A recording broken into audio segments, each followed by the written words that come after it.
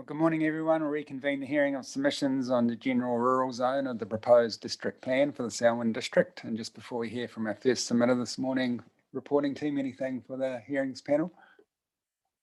Nothing new, Chair. No. Great, thanks very much. Our first submitter today is Graeme and Virginia Adams.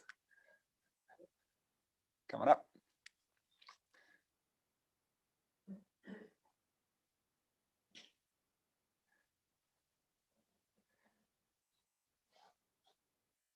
Yeah, anywhere is fine.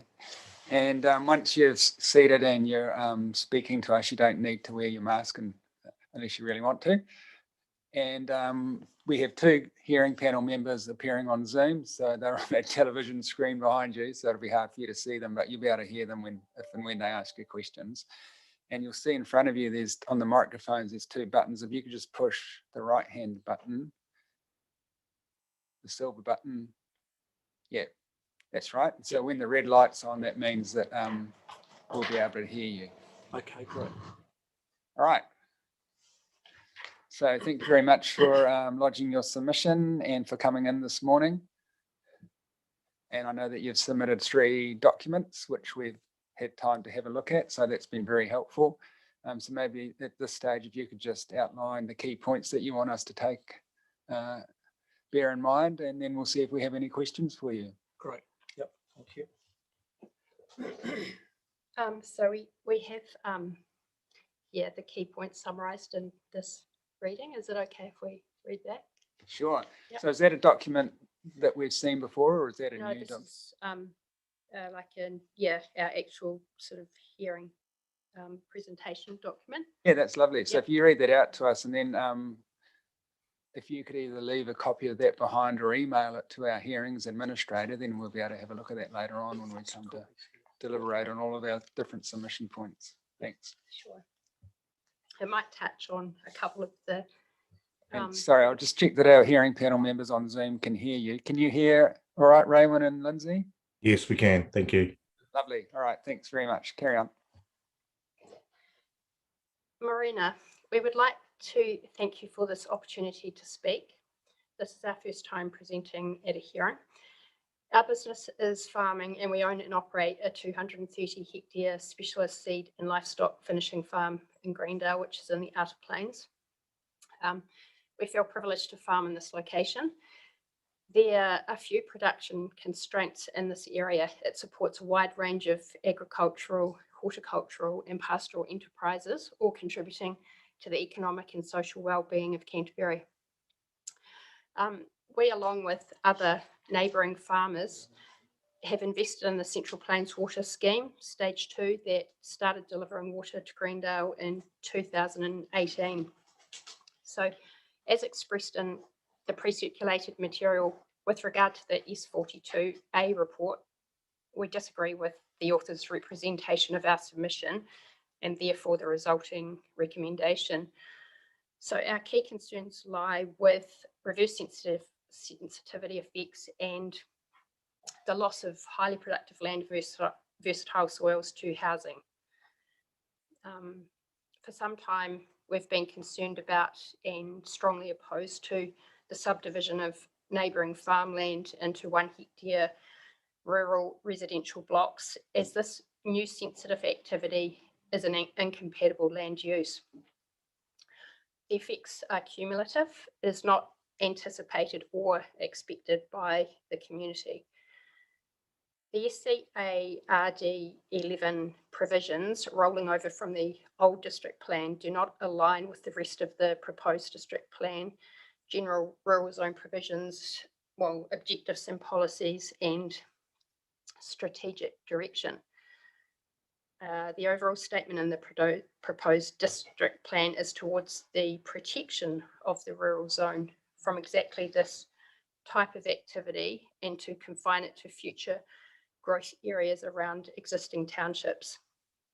So allowing additional development here is incongruous with the proposed district plan, and it increasingly impacts on rural character and amenity values. Just with regard to the higher order documents, we listed the relevant chapters in the pre-circulated evidence. So but yeah, mostly chapter 5. Yeah, 0.12, method 2B. In the Canterbury Regional Policy Statement, in our pre-circulated evidence, this must be given effect to, and the National Policy Statement for Highly Productive Land, which is due out mid-year this year. The NPS HPL's main purpose is to improve the way highly productive land is managed under the RMA to prevent food growing land being eaten up and to provide directives to local authorities to consider before putting houses on land. The proposed new plan provides an opportunity to ensure that these relevant considerations are taken into account in future. So to address our reverse sensitivity concerns, farming practices inevitably cause conflict with the transplanted urban population. The more urban encroachment there is, the less we and councils can do about it. Reverse sensitivity is a serious threat to our farming operation in Greendale. There are already issues, and these will only intensify with additional subdivision. So the effects include, but are not limited to, complaints about dust and odour from many different farming activities, bird scarers, pest control, including night shooting, chemical application, fertiliser application, including poultry and pig fertiliser, burning crop residue and other fires, stock on roads, noise from machinery, livestock and dogs at all hours, noise from irrigators, large and slow machinery using rural roads, and there's a safety aspect also. We would like to highlight the 3 new or perhaps unknown reverse sensitivity effects that impact us. Isolation zones. So some of our most valuable crops are vegetable seeds. An isolation zone, which is essentially distance required between growers, that is a prerequisite in the production of these crops to prevent cross-pollination. A recent example involved a small block owner growing a regenerative species mix, which included radish plants that threatened the viability of a nearby commercial Japanese radish crop destined for the export market. There is zero tolerance for contamination, cross-contamination. So to meet the certification requirements, the seed must be a pure line. The entire crop was at risk, including the loss of the significant costs and time involved in the establishment of the crop. This caused a conflict between the parties involved. Another threat to our business is through hobby beekeepers. A number of our crops require bees for pollination. So a resident may choose to keep beehives. If these hives are poorly managed, they are susceptible to disease. And when the bees in the hive become infected with American foul brood, for example, healthy bees will raid the infected hive and the diseases then spread, putting our crucial pollinators at risk and the business of the beekeeper whose livelihood depends on it. Both are examples of how urbanisation can contribute to our loss of resilience to pest, weed and disease invasion. This impacts our farming and growing practices and changes the way we manage the land. With regard to potential regulatory reverse sensitivity effects, an immediate concern is that with the latest lots subdivided, there is no serviced water available as fully subscribed. And this has resulted in each new owner having to install a bore to take groundwater.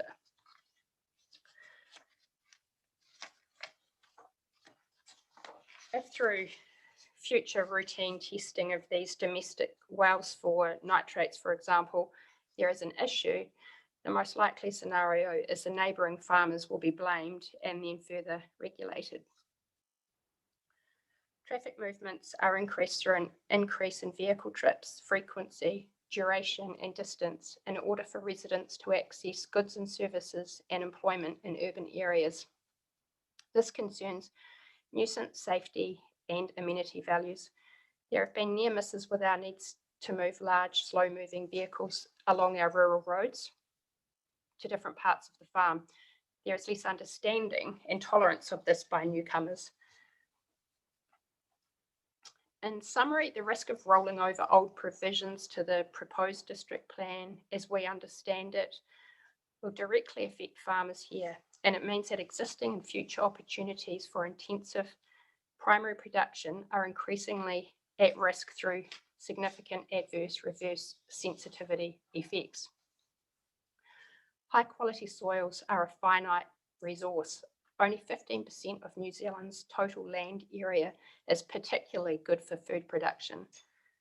And the biggest threat to it and the people who farm it is urban sprawl. Soil of this quality is precious. It is our duty as custodians to advocate for it as a taonga that must be protected for future generations. So the outcome we're seeking through this hearings process is outlined in our submission. So we thank you and are greatly appreciative of your time. Ngā mihi. Thanks very much for that. And Graeme, did you want to add anything? Oh, no, that's good. We both worked on that together. So, yeah, Yep. we're happy with that. Yeah. Well, if that's your first time at a hearing, that's a very comprehensive and well put together submission. So thank you for that. I'll just see if we have any questions for you. Raymond, any questions?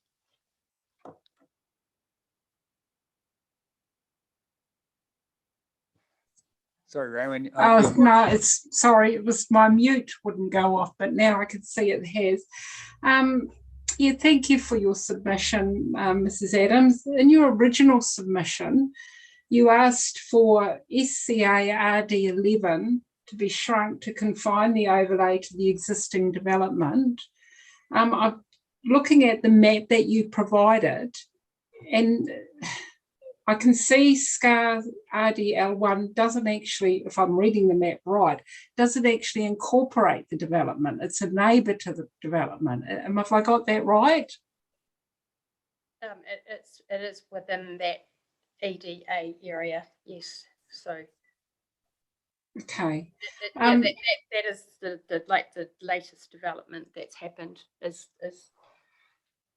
so can you see? Have you got a copy of the map that I'm looking at that was sent through? I think it was yesterday to us. Yeah. And can you see the white line around SCA RD11? Is that not the overlay? The white line, that's the outline that outlines the remaining undeveloped area, but right. It's just No, the I've got whole you area. it was the whole area. shaded in So purple. I think they began developing in 1989. yeah, it's That's just when been that consent was granted. Okay.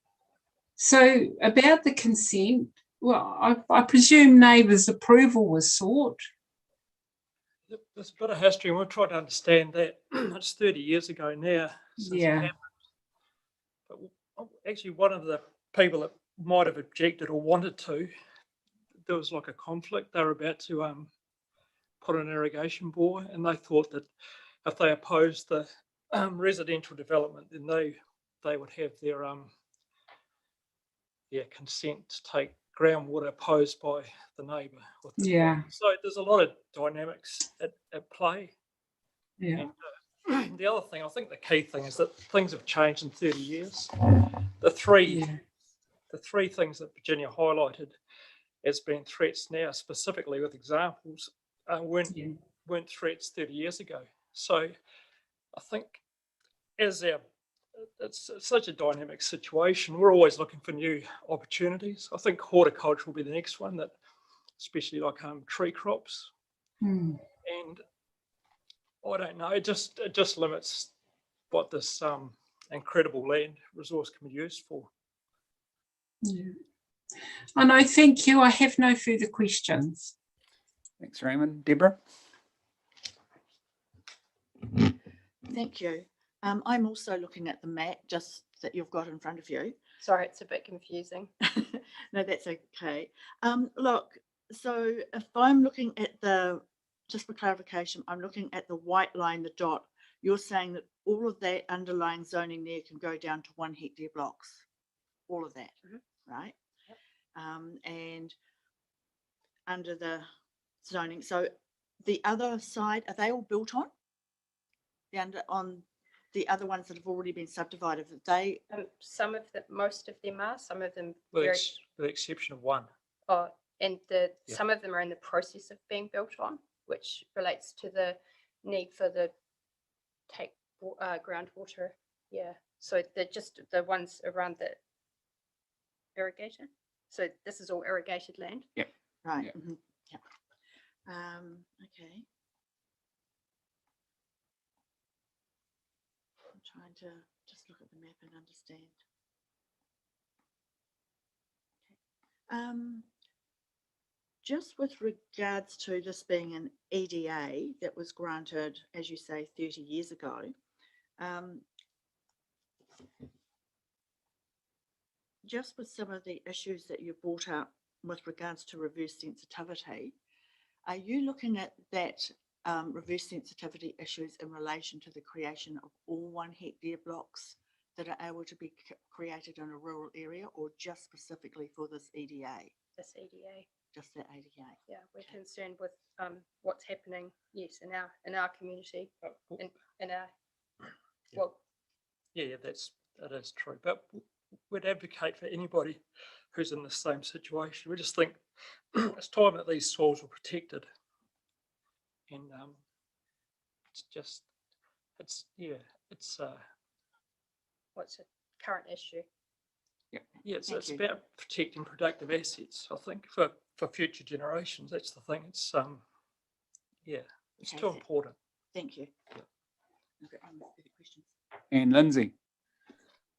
Good morning. I think my questions have been covered by others, so no, I've got no questions. Thank you. It's been very comprehensive. Thank you. And I have no further questions either, but just a comment really in terms of our job as a hearings panel. We're obliged to consider the issues you've brought before us in light of the higher order policy instruments that apply today, which are the regional policy statement and any national direction. So that's what will be guiding our decision. And so a lot of stuff that happened 30 years ago is of limited interest or import to us. We need to make our decision under the current policy framework. And you've highlighted that for us. And so that's what we'll be doing. That's good. That's very really encouraging. promising. Thank you. Thank you very much for coming in and presenting your material to us. Thank you. Thank Thanks you. for the opportunity. Oh, you're welcome. Thanks.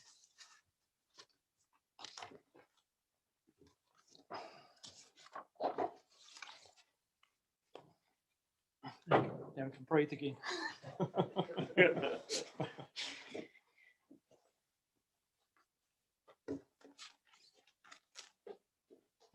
Right, the next submitter on my list is a Gurley family. So apologies if I haven't pronounced that correctly.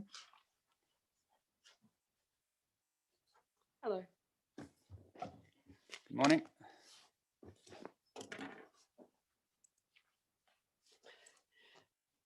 And page 3 of what I was going to say is still sitting in the printer at home. Right. So you're in luck.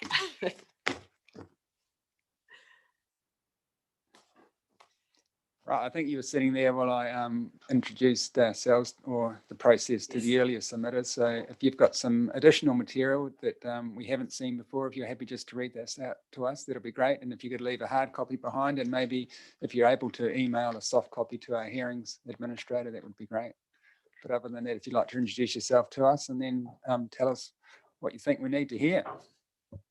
Thank you. My name is Lou Gawley, and I'm here today on the issue of helicopter landing areas and airfields and the setback requirements of those same airfields and landing areas. So the General Rural Zone 28 proposal of a 500-metre setback, in my opinion, isn't far enough, especially on small blocks surrounded by other small blocks or a mix of small and medium blocks. A 500 metre setback on a 40, 60 or 100 hectare block is quite different to a 500 metre setback on a 4 hectare block. One size does not fit all. We live on very nearly 23 hectares, nearly 60 acres of land under arable production and mixed farming, and have done so for 30 years.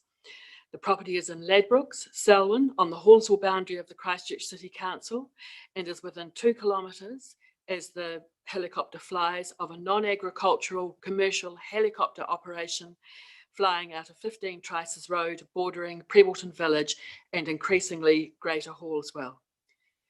I offer nothing technical. I can only talk about what I know from mine and mine family's experience. Around 2013 and 14, the Taylors at 15 Trices Road first built an unconsented barn and then set up an unconsented contractor's yard and then hosted unconsented non-agricultural helicopters flying from their property. Somewhere along the line, they invited a mate who started flying in and out regularly, commercially, on a non-agricultural basis. And in 2019, the Selwyn District Council unwillingly, with 5 immediately adjoining neighbours, certainly those within the 500 metre radius setback, and those neighbours who could afford legal representation and didn't have their properties on the market, ended up in the Environment Court, where agreement was reached in chambers, reached when the neighbours left standing ran out of money. The wider community were kept in the dark. Anyone outside of the immediate radius of the helipad were not involved, advised, asked, consulted by the Selwyn District Council. Had we known of the action, we'd have joined, as would some of our neighbours. Our complaints at this point about the helicopter operation were directed to the CAA. I think it suited the council to keep the action small and quiet. That's the background. So here's the thing about 501 radial metres from a helipad. Prudent, fuel-saving pilots fly low and slow, gaining altitude in the most fuel-efficient possible way. Outside of that 500 metre radius, Selwyn District Council's Compliance Officer, Andrea Wilson, tells me any low altitude flying is a matter for the CAA. So the Selwyn District Council gives a resource consent, allowing a commercial helipad to operate virtually unchallenged. And now my understanding is that they'll get a resource consent as of right under the new rules, new district plan. So the Selwyn District Council gives a resource consent allowing a commercial helipad to operate virtually unchallenged in my backyard and directly over my house, and that's down to the SDC, not the CAA, who had nothing to do with the helipad being permitted in an inappropriate area, and not the Environment Court, which stipulated fly neighbourly as a part of the resource consent conditions. So I think Andrea Wilson's wrong, but I've already lost that argument. The CAA does give some direction, and that's the Civil Aviation Authority, sorry. Its operations form for low-level flying in congested areas, which independent helicopters have signed, states fly neighbourly, steep approaches, maximum rate climbs. So rather than just flying in on a plane, just drop in. The CAA are nominally involved at this point because the property is relatively close to Christchurch Airport, and the pilots from this property are obliged, I think, to clear their takeoff with the airport tower, thus invoking some CAA paperwork, but no real interest. Mark Reid from Independent Helicopters flies commercially from 15 Trices Road. He doesn't live there, he lives in Christchurch, but is still at the minimum height of 500 feet over my house. So 2 kilometres radius, so he's well outside of the 500 metre zone, but he's still at 500 feet and not even the required 150 metres away from the house footprint. He doesn't live locally, so he doesn't care. He's not a neighbour on a number of levels.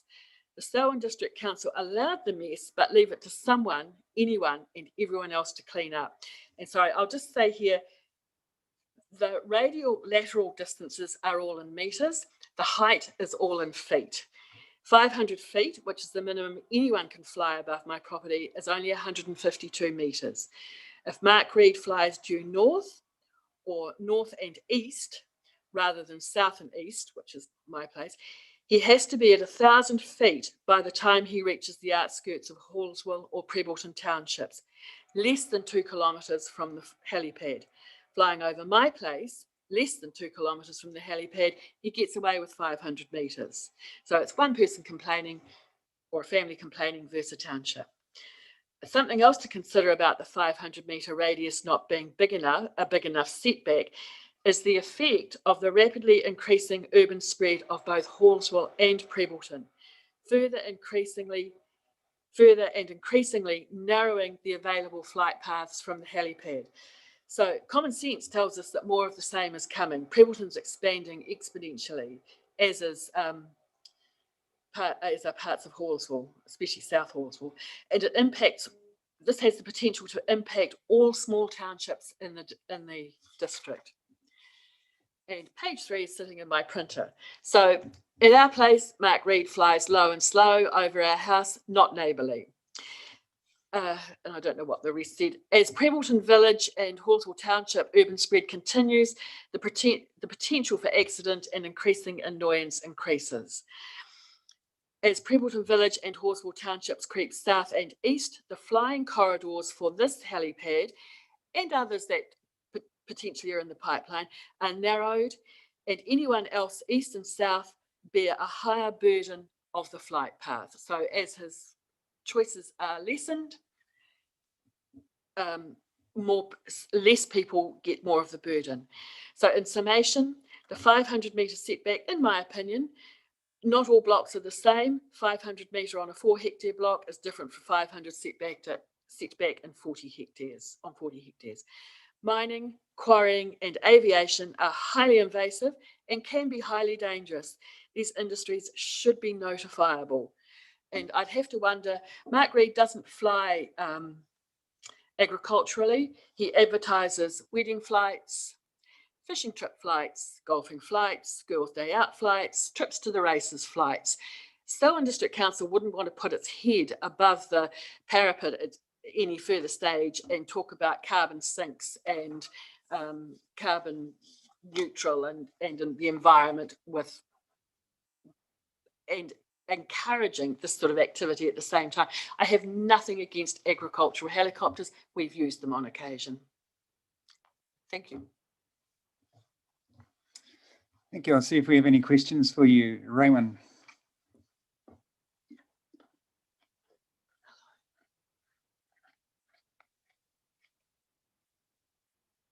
No, a couple of technical glitches there, but no questions, I think, Deborah. Lindsay. Thank you for your submission. Is there, in terms of the example that you provided us of the helicopter landing area, is that the only operation in the general vicinity where there is helicopters? Yes. We have small planes. We've got a couple of landing strips further south in Entails, and they often fly over at 500 metres, but it is somehow less intrusive. Okay, thank you. And in terms of the permitted activity provisions for helicopter landing areas, you mentioned quite a lot about the setbacks, the 500 metres, but there's also a limitation on numbers of movements, 4 per day. And I presume I would need to double check that it's 1 in and 1 out, 1 landing and 1 taking off. And there's also an hours of operation condition, which I think is something that in front of me. It's conventional daylight hours. 7 to 7 and 8 to 8 in winter. Yeah. No, I just didn't have it in front of me. And it's up to 8. It's movements a week with 4 per day, but you can have up to 8. Yes. That was my understanding of it as well. Now that's obviously for something to be permitted, and there is pretty extensive restrictions on that. Those restrictions have to be enforced. I certainly, and I think the purpose of this hearing is to look at the future, rather than to look at the past. Obviously, the past is relevant to some extent.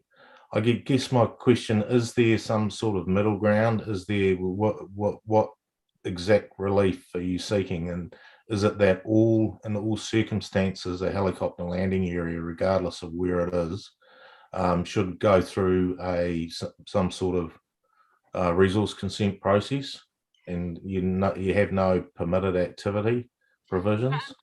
So permitted activity on larger blocks. So on 60 or 80 or 100 hectares, or on an airfield, isn't a problem. But on a small block, surrounded by small blocks, it's inappropriate, and I think should be subject to a resource consent.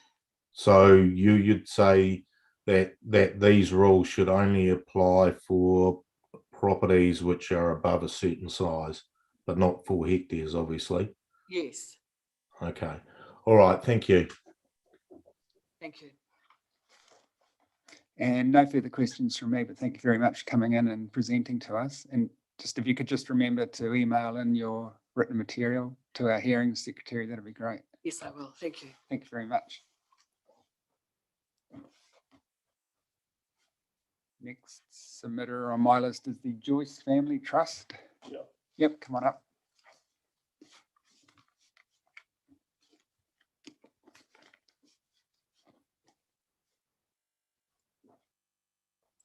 I must say I was very interested in the last submitter because I live about 1 kilometre away, but towards Brevilleton, so we get it too, but he is a little higher. Just bear with me a minute.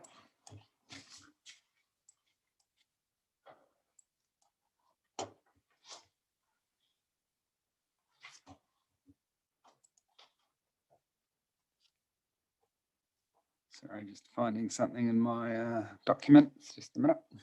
No worries. Right, there we are. Excellent. Right, thanks very much for coming in this morning. I think you've been sitting there as I've explained to the other submitters what Yep, we'd appreciate you doing. So if you just outline your key points to us, and if you have additional written material that you prepared, if you could leave a hard copy, an email, and a soft copy, that would be great. Thank you. No, I haven't got any additional material. I basically came along just to show that I was serious about my submission on both the maximum size of a minor dwelling and the distance it's allowed to be away from the main dwelling. No, that's fine. So if you just want to speak to those issues, that's Yep. great. Okay, I suppose, should I just go through and say, so everyone else, I suppose everyone's read them and read everything. Basically, I do, after the further submissions came out, I'm not so sort of strong on the size of a second dwelling. You know, I still think it should be bigger than 90 square metres, and I base that on the fact that I've worked in a retirement village and are quite aware of the sizes of villas or townhouses and those which are all around about 110 square metres. I look from our own angle, I suppose, we're sort of weighing up our options that we love our rural block and don't want to leave it, but it does become a little bit more unmanageable as you get a bit older. When you hit the 70s, you sort of don't feel quite as good as you did years ago. And one of our options is looking at putting up a second dwelling that would have a family member living in the main house. And we probably don't want to be, as far as distance, living right on top of our grandchildren, etc. We'd like a little bit more subdivision, a little bit more distance. And also, we feel that a little bit bigger in area would serve most people better. And I think there was some support from Dairy Holding Systems that they agreed that in their situation on larger farms, that having, you know, restricted sizes, I could see that, okay, that they could go resource consent to go bigger and maybe or maybe not be granted. But as far as the distance away from the primary dwelling, to have it limited to 30 metres is, I just oppose that completely. That it's far too close. There was some suggestion, I think, from the council. They looked at it and looking at it being discretionary.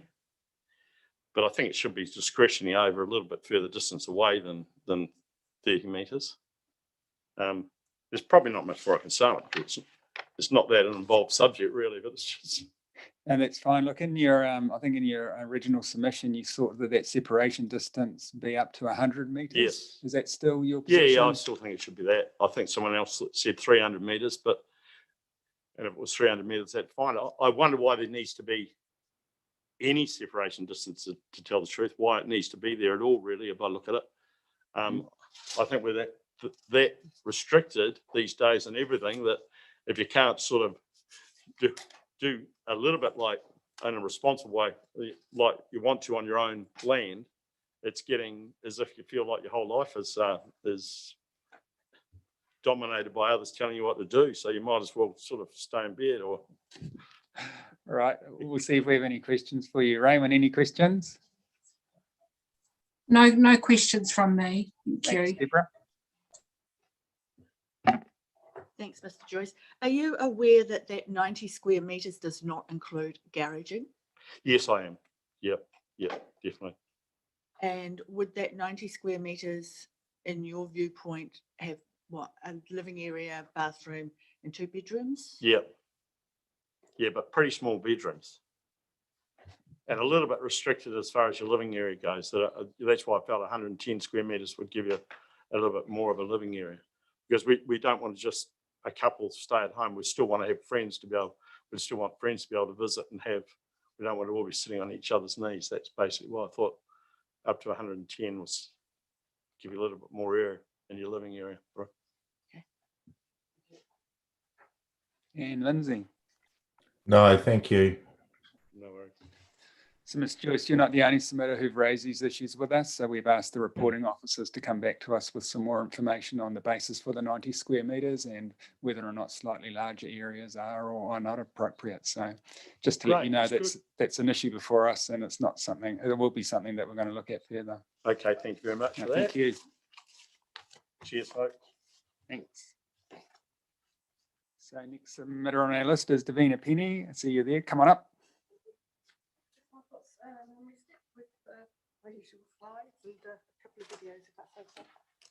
Why don't you take a seat and then you can remove your mask and then I'll be able to hear what you say.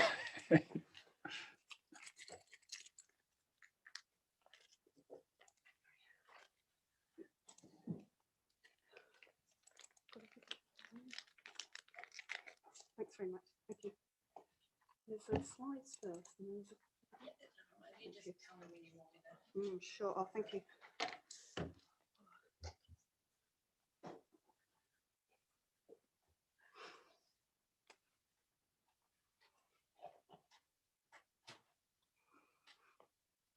So good morning and welcome. You've appeared before us before, so I think you know the drill, but just to run through it again, thank you very much for your submission and for the written material that you've lodged subsequent to that. We've read all of that material, so you don't need to read that out loud to us, but as you're aware, you're now very welcome to highlight your key points for us, and then we'll see if we have questions. Thank you. And if you want to introduce, I see you're joined by someone, if you want to just introduce them to us, that'll be great. Yeah, is Thank my you. microphone on okay? Yeah. Yeah, they're both Yes, on, okay, yeah. great. Yeah, with me today, I've got Anne-Marie Youngman, and she's here as a witness and somebody who's experienced for several years the quarry effects. And one of the main points I have been raising is the issue of the setback being required, and hopefully I've evidenced with my previous submissions the importance of that, but she can also answer questions with regards to the health and the impacts, again, just to support that. Okay, thank you.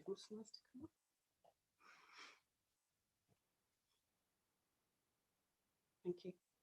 So thank you for allowing me to present to you today. I appreciate it has been a long and complex process for you all. And so I have got Anne-Marie, she's wanting to answer any questions you do have on the impacts of living with quarries. Now this first slide, it's just to example the points I made in point 5 of my submission. And the dust is not only hazardous to health, but due to the court structure, it does cause damage. And a friend and resident from Yalthurst, she has to purchase new glasses every 2 years or so, just because of the minor scratching which builds up because of the quartz content.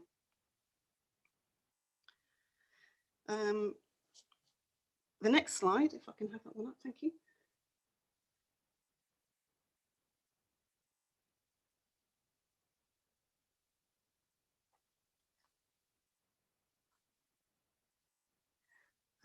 This slide, it's taken from the report which was provided by K2, which I referenced in my submission to you. It's regarding the analysis of dust samples taken from properties in Entails, and that was compared with samples taken from the nearby quarry. So this table is where one of the dust samples was obtained. It's on someone's balcony of their house, and you'll get the distance of their house mentioned in this summary to you as to how far they are from the quarry. And it indicated by weight the quartz content was 29%, and it was a good match to the sample taken from the quarry. Can I have the next slide? Thank you. Now, Mr. Tunian, he's the homeowner. He provided me with these images showing how far his house is from the processing plant. And he is 768 metres away from the road metals processing plant and 632 metres from the Winston's processing plant. So as you can see, I have actually requested an amendment that I'm asking for the 1 kilometre setback from operations. Anne-Marie, she is actually the neighbour of Mr. Tunian, and using his images, I've used Google Maps also and measured. Her house is 846 metres from the road metals processing plant and 726 metres from the Winston's plant. Now, I acknowledge that Anne-Marie is not an air quality expert. However, with regards to the immunity issues and health issues she's endured, I do respectfully ask that she be considered an expert on those aspects. And as I said, this supports my request that a kilometre is applied and it's measured to the boundary of any quarry. The reason being, mobile processing plants are used on many sites. Thus, a fixed point with a kilometre margin of safety is required. And going back to my submission I made, that does tie in with what is likely to be coming in with the NBEA. I did actually submit into that and have read the documents, and they will be applying margins of safety.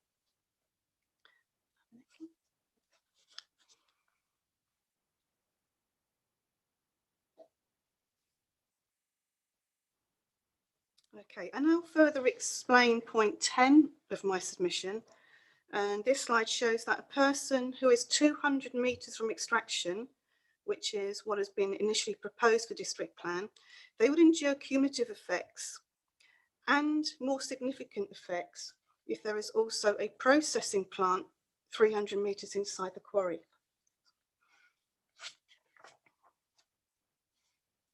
So the processing plant could be 500 metres from their residence, but they are going to be getting the cumulative effects, not just of the extraction, if they were 200 metres away, but also the particulate which will be released from the processing area as well. And I think the cumulative effects are something which do need to be considered. My main submission referenced the dispersal distances, and this is cited by the MOV in their guideline on managing dust. PM10 and smaller can be dispersed 1 kilometre in winds of just 18 kph. And obviously that initial submission, it referenced and cited that higher winds, it will be increased, and also if the particulate matter is smaller than PM10, will also have higher dispersal distances. So I appreciate I'm not an expert, and hopefully I'm not presenting as such. I know I can't present opinion, but hopefully I can show you the evidence to justify and reason why I've asked for what I've asked for in my submission. This slide further explains point 15 regarding available aggregate as identified by the industry itself. And this image was provided by Fulton Hogan in their application to quarry in Templeton. And it came with an explanation that these sites met the criteria of what is needed to operate a site successfully. As you can see, there is ample aggregate available within Selwyn, with potential sites varying in size from 40 to 80 hectares, which are shown in yellow, and over 80 hectares, which are shown in pink.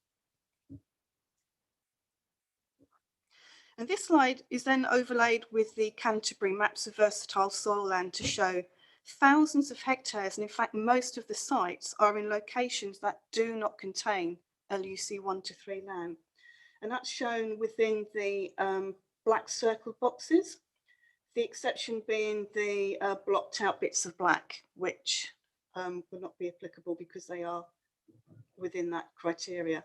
So most of the sites just over across from the river and also within Selwyn are not on LUC 1 to 3 land. So therefore, I support my original request through previous submissions. There's no reason for productive land to be used for quarrying using this image, which was actually created by the industry itself.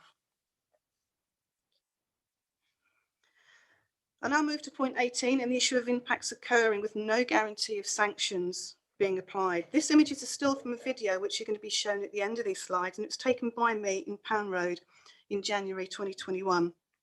Fulton Hogan operate a quarry and Ablets operate a clean fill and concrete processing operation in the same location. And a family live on and work their farm less than 500 metres away, and they're to the northeast of where I was recording. So if you can go to the next one. Now, this image was taken from the same location just 6 seconds later. And the video will show for a brief period the visibility for drivers was significantly impaired. This is the visible dust. So this will cause irritation, certainly to the upper airways. And it's not the small particulate. But normally when you get this visible dust, there is likely to be also the smaller particulate as well, which will be what can cause more health impacts than just irritation. I provided all videos taken, including the one you'll see, and no action was taken by ECAN or the council against any operator. And the main reason given was that it's difficult to attribute where the dust is coming from if there is more than one operator. And I was advised that dust creating activities had ceased, yet the dust was still being dispersed across the road on my second visit that day, which was again videoed.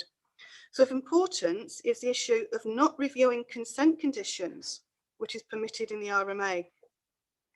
This provision is routinely set as a consent condition at quarry applications.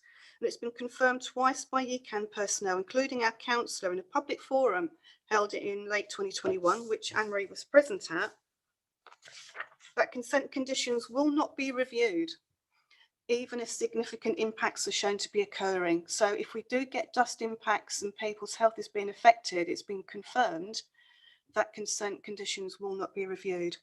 The reasons given were the issue of cost, likely resistance by the operator, and having to go back to a hearing. Those were the main reasons cited. So it would be naive to assume each hearing process will safeguard residents or communities through the imposing of stringent conditions. The Templeton Quarry consent has shown if an operator is not happy with the conditions, they are likely to be successfully appealed, and many were. And they haven't yet started operations, but they've had many of the conditions changed which were set. So if mitigation measures lead to harm occurring or effects appear to be more than minor, then changes will not be forthcoming through any review of conditions.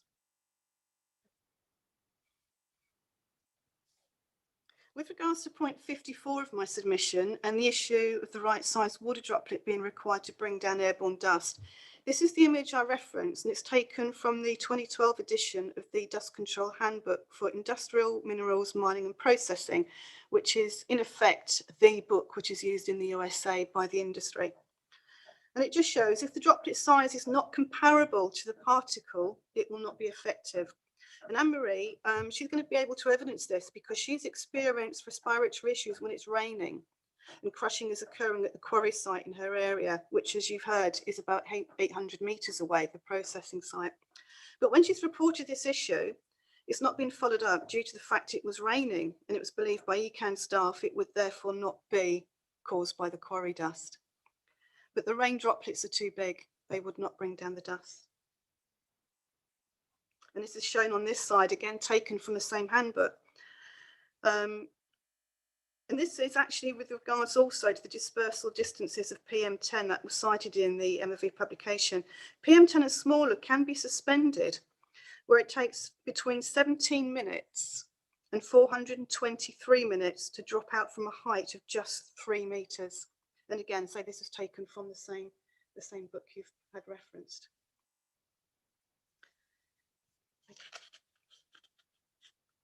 So in point 62, I outlined the potential of over-quarrying, and this has occurred, and it's shown in this image taken by ECAM in July 2015 in Entails. The light blue areas indicate a depth below the water table of up to 0.5 metre, and the mid-blue indicate a depth below the water table of between 0.5 and 1 metre, and the darker blue indicate a depth below the water table of between 1 and 1.5 metres. And as I said, Fulton Hogan have appealed several of the conditions.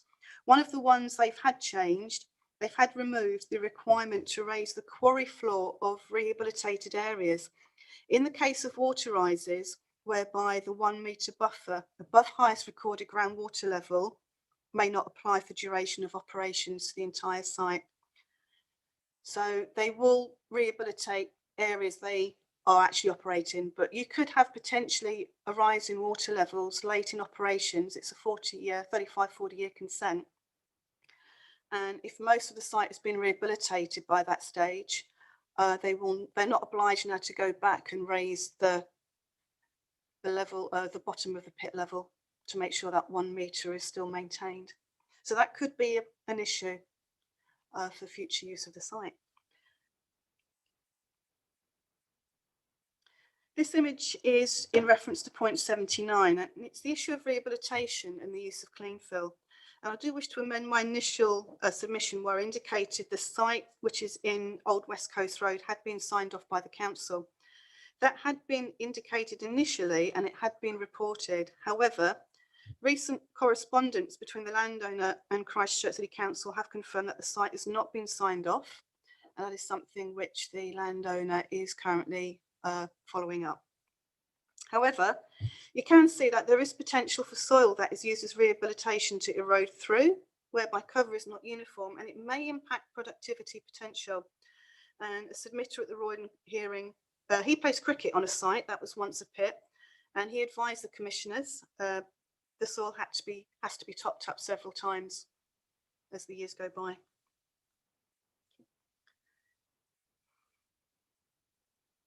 The concrete with metal as shown was on the surface of this finished quarry site, but the test digging conducted, and I was present at that along with Anne-Marie, it showed that this was also present below the surface, sort of a depth of about 1 metre or so, thus indicating it's not something that can be claimed to have blown onto the site.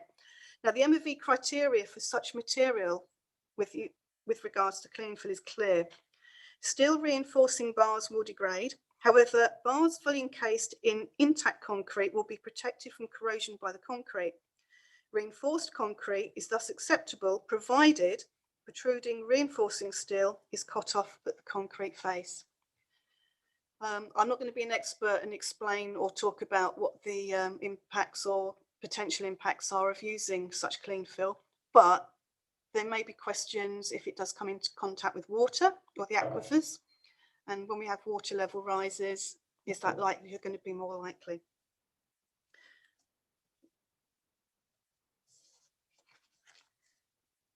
With regards to point 83 and the issue of bird strike, I bet you were wondering why this is a photograph of an aeroplane, but it's explained to do with the bird strike issue.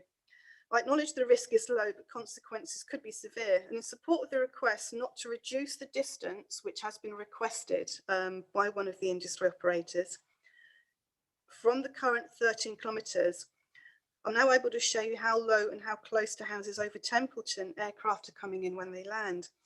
This A380 was the maiden flight to Christchurch, and this photo was taken from my back garden. And my house is approximately 800 metres from the Dawson's Road boundary of the Templeton Quarry. So I think CIAL, if they haven't presented already, may well be doing so, but I know they did make a submission on this, and I do ask that the 13 kilometres is maintained and not reduced. It's too high a risk. In point 87, I referenced the report submitted to CCC regarding predicted rises to water levels in this region. And this image is taken from that report along with the sighting associated. Now, there's no known time frame for when these predicted rises will be evidenced, but you can see confirmation that the rise predicted at the Robinson's Road flyover is to be 2.5 metres.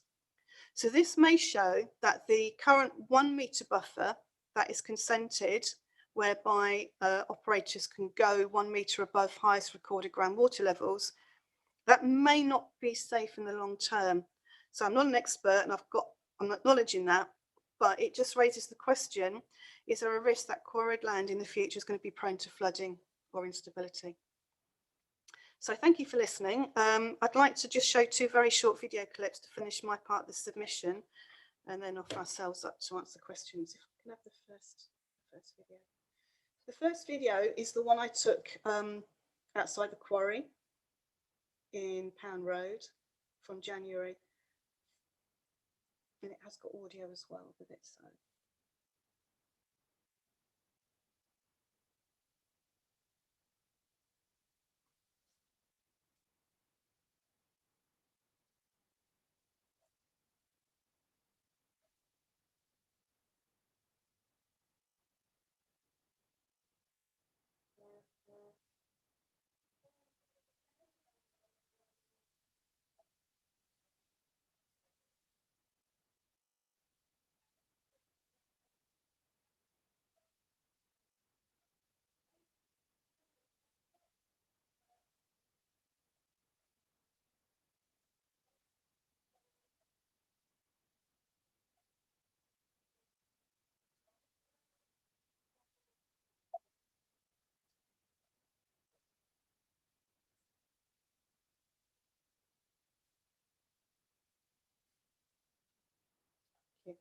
So, as I stated, I was advised dust producing activities had ceased, but we have to account for the fact we do get a lot of high winds in this region, and you have to account for the worst case scenario. Thank you.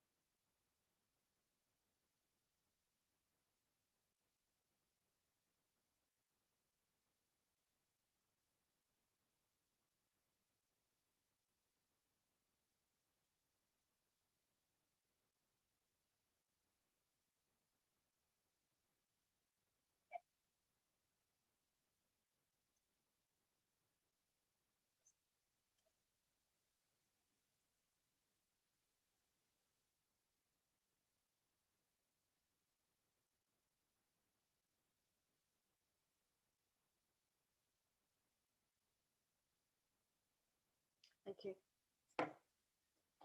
I forgot to say at the start, Fairgo gave permission, consent for me to use that. And they said, actually, good luck as a finisher. This is on behalf not just of myself. I've been looking into this for the last 3 years since the application was made for Royden. And it is so important that we learn in Selwyn, I think, from what's happened in Christchurch, and we can get the district plan, hopefully, where there are provisions to ensure that residents are kept safe. So thank you for listening, and thank you. Thank you. I'll see if we have any questions for you. Raymond.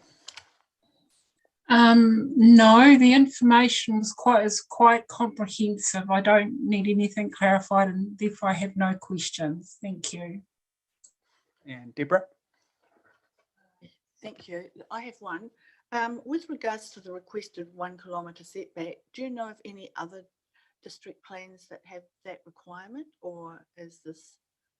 I don't know. You don't know. I do know it's overseas it's used. I think 1 kilometre to 2 kilometres in some cases overseas, India and Australia. But I don't know of anything in New Zealand. Okay, thank you. And Lindsay. Thank you very much. I'm just looking at what you're actually seeking in terms of the district plan provisions relating to quarrying. And I guess that this is summarised on page 30 of your pre-circulated, well, I think you call it the summary of requested amendments.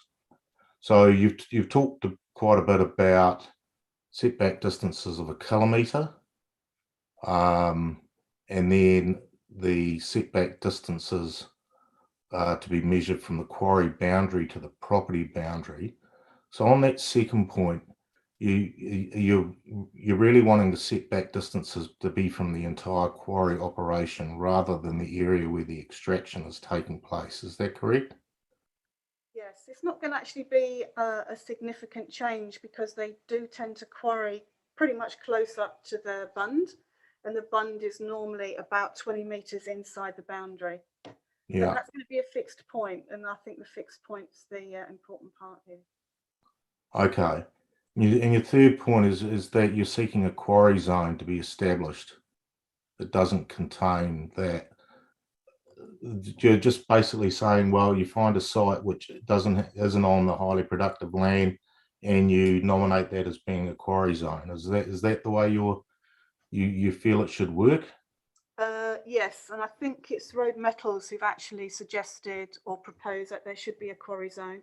It offers certainty to the industry, it offers certainty to residents, and it can be managed. And also, if you can do it sustainably, the bonus is you don't need to use productive land, and you can plan ahead. That's also fitting in with the NBA requirements of forward planning for the next 50 years. It can be managed.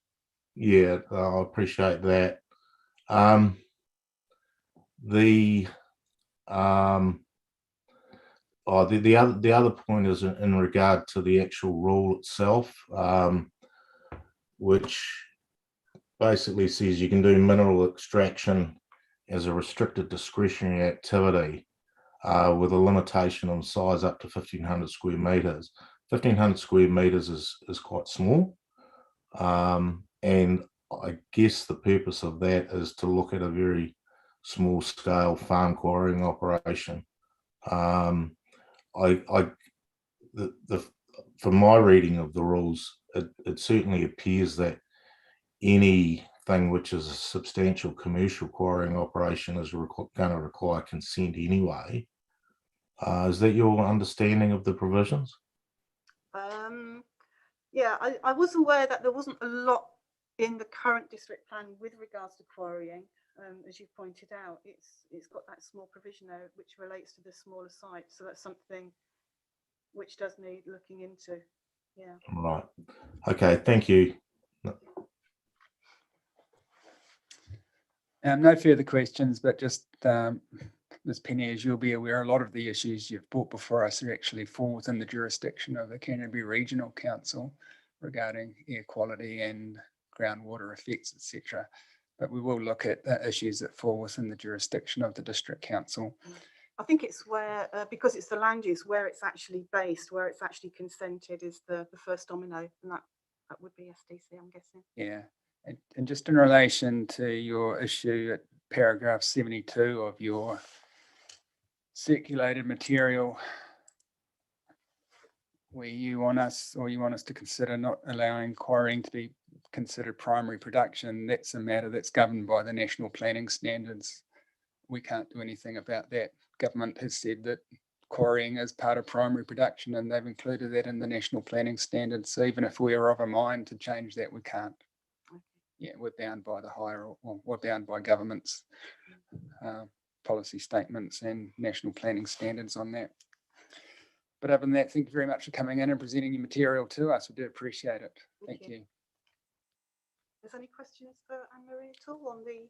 I don't think so. I think the panel members would have asked them if they did have any, but I'll just check. Do any panel members have questions for Ms. Penny's witness that she's brought with her?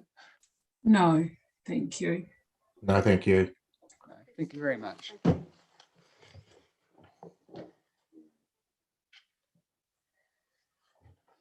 So we're now adjourned until our next matter at 10:45. Thank you.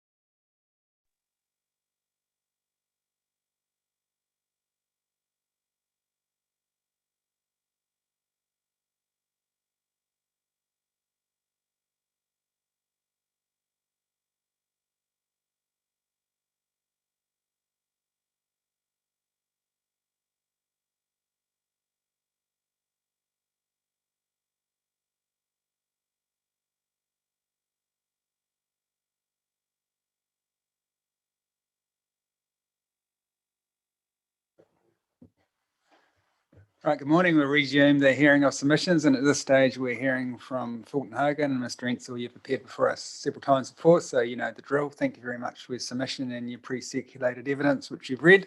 You don't need to read that out to us, but yeah, welcome to highlight key points, and then we'll see if we have questions for you. Thank you very much. Apologies for tardiness after turning up early. I do have just a few points I would like to highlight, and starting off with definitions affecting quarrying in rural zones. Fulton Hogan sought relief in relation to some definitions around the use of definitions, including mining, quarrying, and sort of quarrying activities, some of which are covered by national planning standards. The office had recognised that there was some inconsistency in the plan and had adjusted or made recommendations to address that. And the main recommendation was to rely on the term mineral extraction, where I guess mining and quarrying was collectively being referred to. I guess my view is that there's some other terms that probably would be more helpful, namely quarrying activities, for example, when dealing with quarrying, because of its definition through national planning standards. And I'll touch, I suppose, on an example of why later in relation to rules. In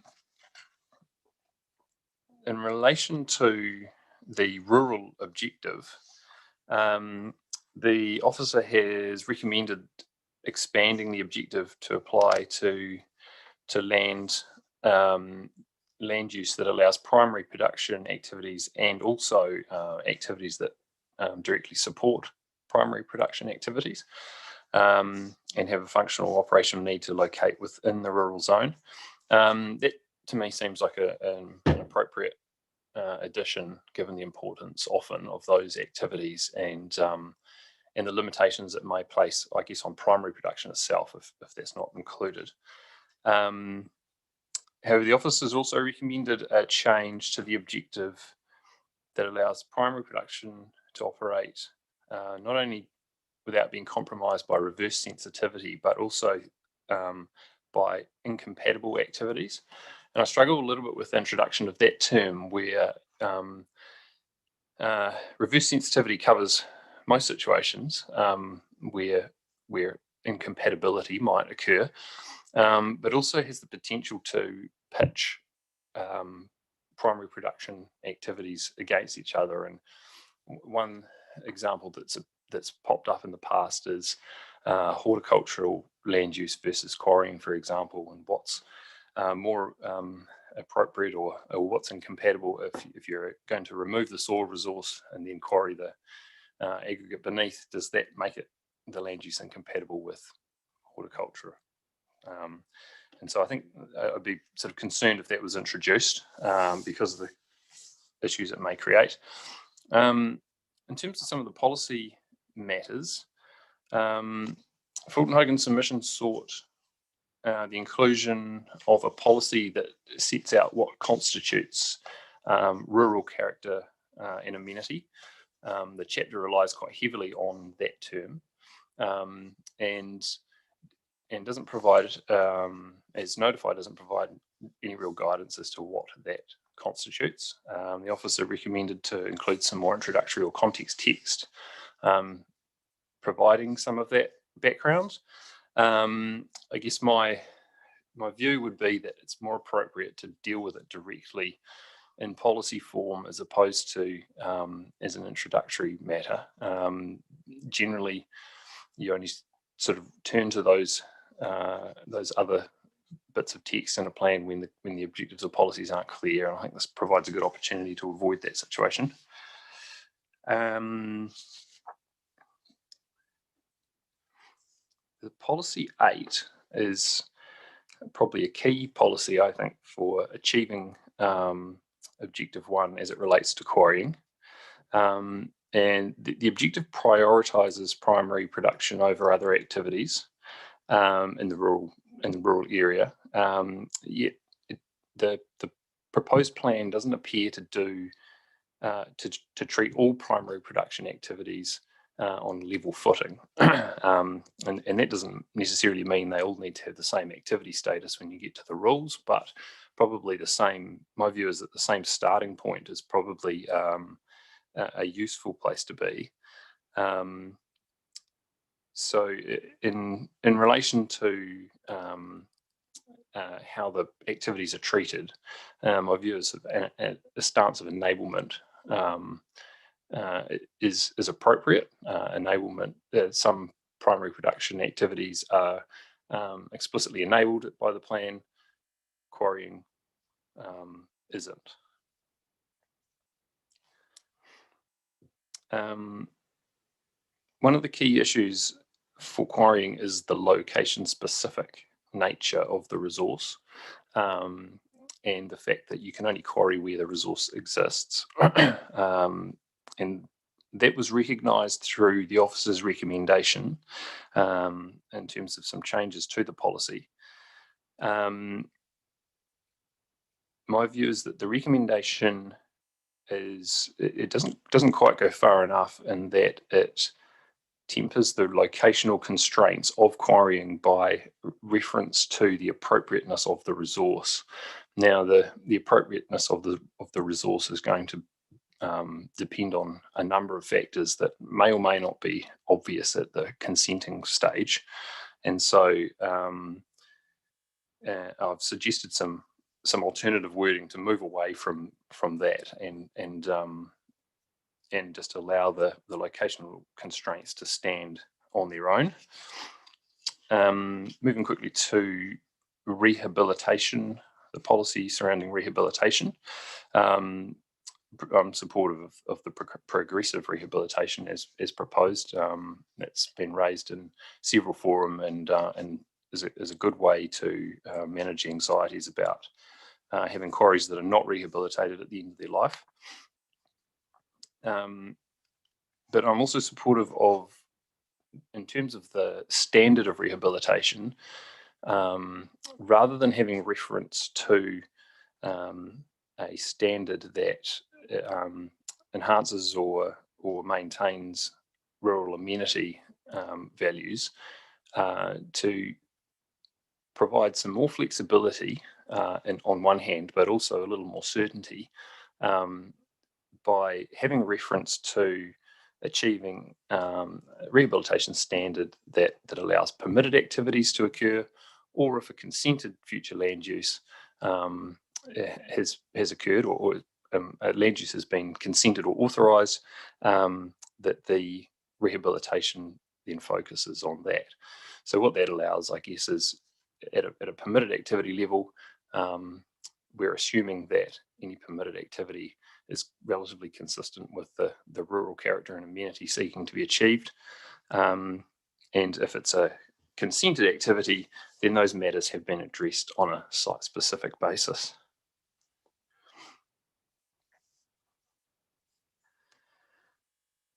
Just turning to the rule finally, the Fulton Hogan sought the addition of aggregate recovery as an activity that would occur under the rule alongside quarrying. The officer was supportive of that, and I am too, given the effects are very similar, if not identical, to those associated with aggregate extraction and processing, essentially sort of excavation, noise, transport, that sort of thing.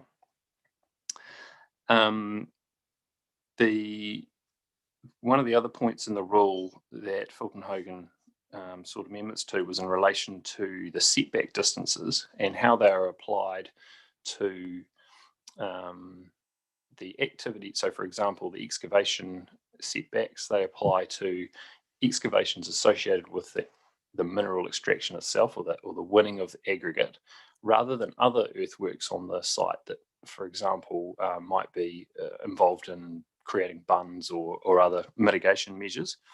And just looping back to the discussion about definitions early on, I think this is quite a good example. The officer raised an issue that the the inclusion of these types of earthworks might conflict with the earthworks rules in the plan themselves.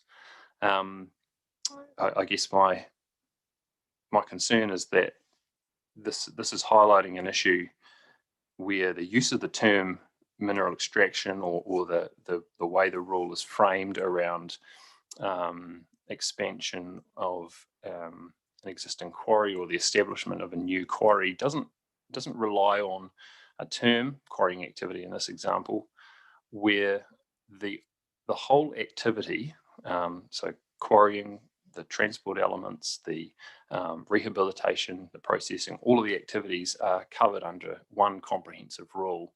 So one thing I'd be very keen to see avoided would be multiple rules for very similar activities, all impacting the one activity, which has a definition that's very close to covering all of the activities required. The final thing in relation to the rule is the inclusion of assessment around dust and groundwater. Now, Christchurch City Council and Environment Canterbury had made submissions about the inclusion of dust because of the fact that jurisdictionally ECAN felt they couldn't address amenity effects, which in theory is correct. I guess the on the ground application of this is that the coverage of regional plans for both groundwater quality and air quality issues are such that there's very little to be gained by including dust and groundwater amongst the other matters for consideration. If there is an effect on amenity, then there's almost certainly likely to be a contaminant related discharge in terms of dust. And the coverage of those plans would see issues mitigated, both from an amenity perspective and a contaminant perspective, in my view. So to avoid the situation where you may end up with conflicting management plan approaches, for example, which is certainly something I've seen in the past, then my view is that it'd be easier to leave these out and more efficient anyway. And just on the last point I'd like to make is just drawing your attention back to the discussion about bird strike that we've had at the strategic directions hearing, and it pops up again in relation to activities in rural zones. I think we've covered it probably in enough detail early on, but it infiltrates here and possibly in other hearings to come. But essentially, my opinion remains that the bird strike risk area should be confined to within 3 kilometres of Christchurch International Airport runways and not further as sought by CIAL. Thank you very much. Thank you, Mr. Ensor. I'll see if we have any questions for you. Raywin, any questions? Yes, just a couple. I just want to go back to your earlier statement about reverse sensitivity, because I couldn't quite understand. Can you get a reverse sensitivity effect without an incompatible activity being in place? My argument would be that they sort of translate, they're one and the same. If there is a reverse sensitivity effect occurring, it's been determined that one is occurring, then there is a way to describe the activity would be that it's incompatible with the activity occurring. Does that answer your question? Well, no, it's just that you've asked for, it doesn't really, it might be my lack of understanding, but I'm not quite sure why in paragraph 20, and you've referred to it earlier today, why you wanted incompatible activities, why you were going against this, why you were going against what the Section 42A report recommended. Right. To omit incompatible activities. Okay, sorry. The main reason is that you may end up with So the objective supports and gives priority to primary production activities, and the definition of that includes multiple types of activities. And the example that I referred to was quarrying and horticulture, for example. And there has been situations in the past where there's been some debate about incompatibility of quarrying in relation to horticultural activities, essentially picking winners under what is a primary production activity. So quarrying will require the removal of the soil and stockpiling for rehabilitation purposes, which means at that time there's obviously no ability to use it for horticulture.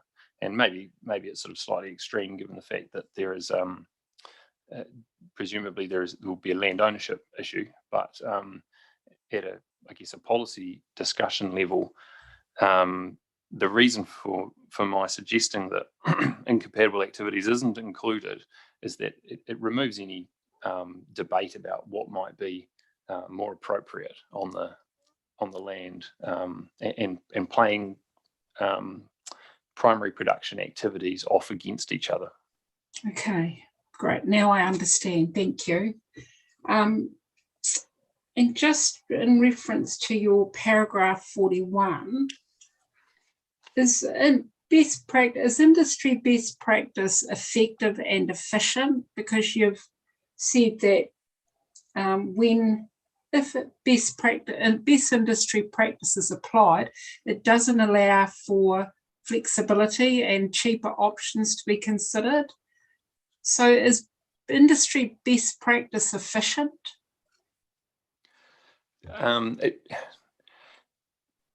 If potentially not, I think is the answer. If what is seen as best practice is the Rolls Royce, but really you just need the Mini, then it's far more efficient to use the Mini. There is, and I guess what's probably not written is that there might be an opportunity underneath this best practice sort of banner to use something that is of lesser quality but achieves just the same outcome. But at the consent application level, if someone sees best practice, then they're immediately looking for the Rolls-Royce solution. And I guess I would argue that that would not be efficient if something lesser would achieve the same outcome but for less cost. So lesser quality, can you give an example, please? I'm wondering if a discharge of dust might be a good one.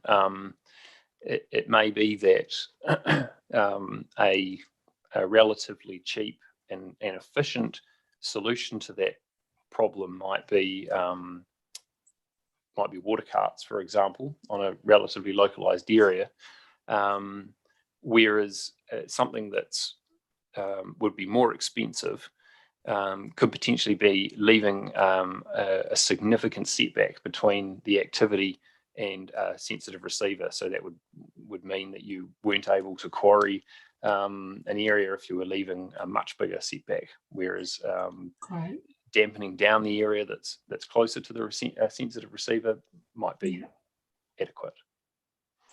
Okay, thank you for that. And I've just got one more. Oh, can you remind me what progressive rehabilitation entails? So essentially, that rather than excavating, in an extreme example, excavating the whole area and quarrying the entire area over a number of years, you would quarry a smaller area, and then as you move into another smaller area, you would rehabilitate the area previously excavated. So it might be done on a sort of, I don't know, several hectare by several hectare approach rather than, tens of hectares. And why would you do that? I guess going back to the dust example, minimizing areas exposed that could generate dust, but also to demonstrate from a from a community and rural amenity perspective, that there is, that there's a standard of rehabilitation that will result at the end of things because you've already done part of it. Sorry, I've just got one more. Before you said that you wanted to, what was it? You wanted to, I'm talking about policy 8 here with regard to permitted land use situation. Is there a scenario where a site would be enhanced and not just maintained once the quarrying or mining stops? There certainly could be. And I guess what we're proposing there is that the opportunity exists under relying on the permitted activity framework or a consented framework to do either. If you're relying on the permitted activity framework, then there's an anticipation that it will either be maintained or enhanced, and it would depend, I guess, on the permitted activity you were relying on. If it was farming, for example, you're likely just to have the topsoil respread and grassed and have pasture. But if it was a consented activity, you may end up with something that enhances through, for example, planting or something as well. So it provides opportunity for both, and doesn't certainly limit it to the maintenance only. Okay, thank you. Thank you very much. I've got no further questions. Thank you, Deborah. Thank you.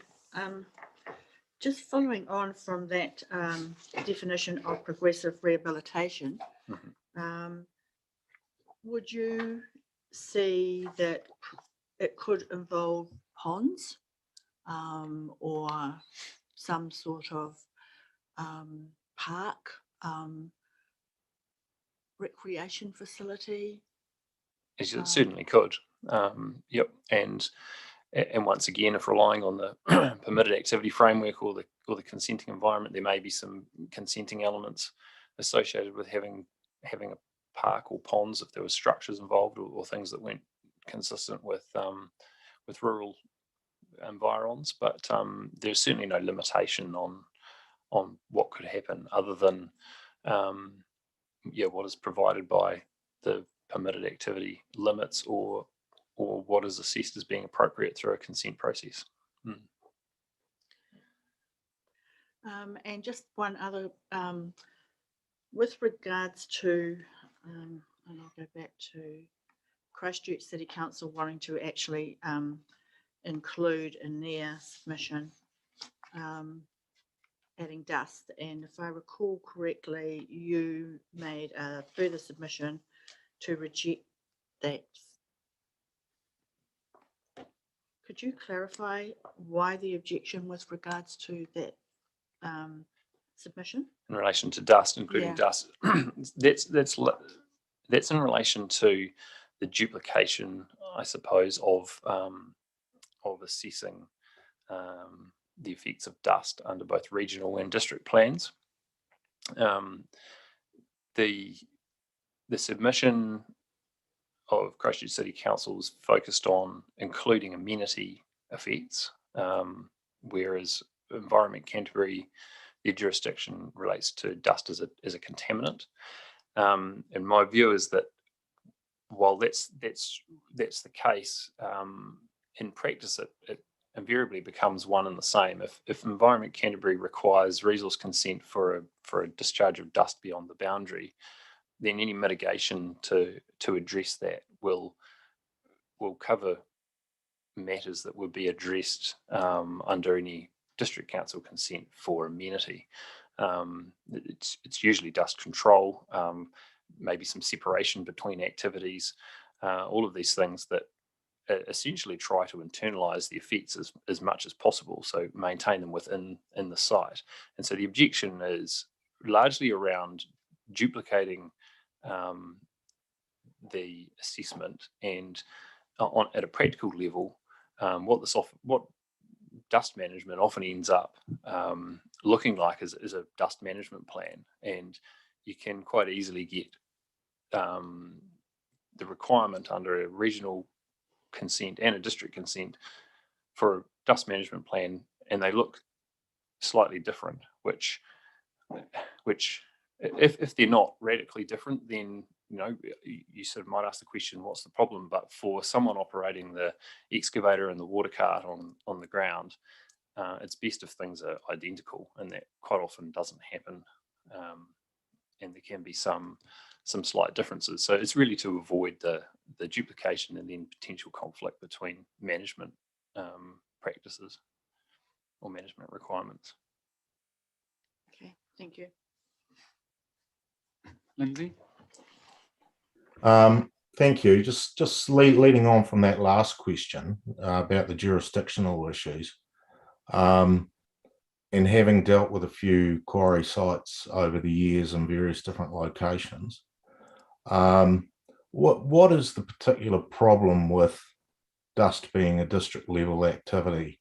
I see you've also recommended a policy addition in relation to the rural character, your paragraph 28, where you actually reference dust as being an issue that needs to be recognised for rural production activities.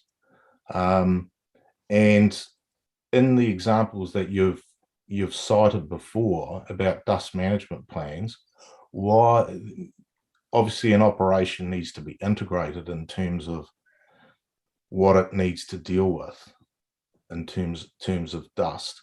What I didn't quite understand why there would necessarily be a difference in a dust management plan relating to the entire operation if it's required for compliance with district level activities or the discharges of air and under regional. Why would there be a difference? It's one activity, it's one management process to deal with the effects of dust. Yeah, I mean, I agree with you. I wouldn't say that there would be any need for a difference. I guess the point I'm making is that despite that, there is often differences that appear out of district and regional consents addressing dust. We certainly acknowledge that primary production activities, including quarrying, can generate dust. It's a component of it. And the reason for including it in the policy is so that the rest of the community is aware of the types of effects that might be associated with primary production activities.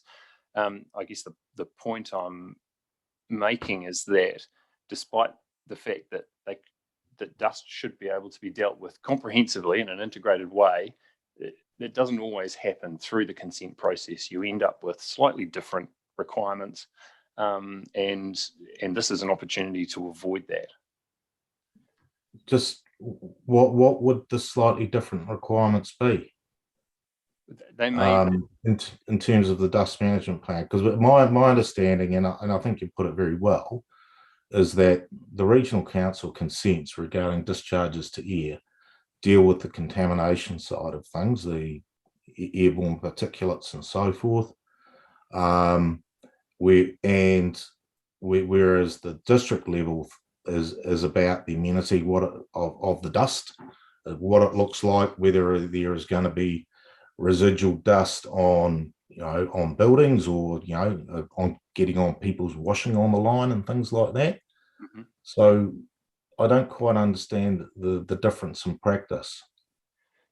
I guess the point I'm trying to make is there shouldn't really be any difference in practice, but in terms of how that translates at the council officer level when writing conditions or how it might appear as a requirement for the consent holder to address, they may be different. I mean, it may be as simple as timeframes for dealing with for preparing a management plan or reacting to complaints or anything like that. It may just be different between the two consents.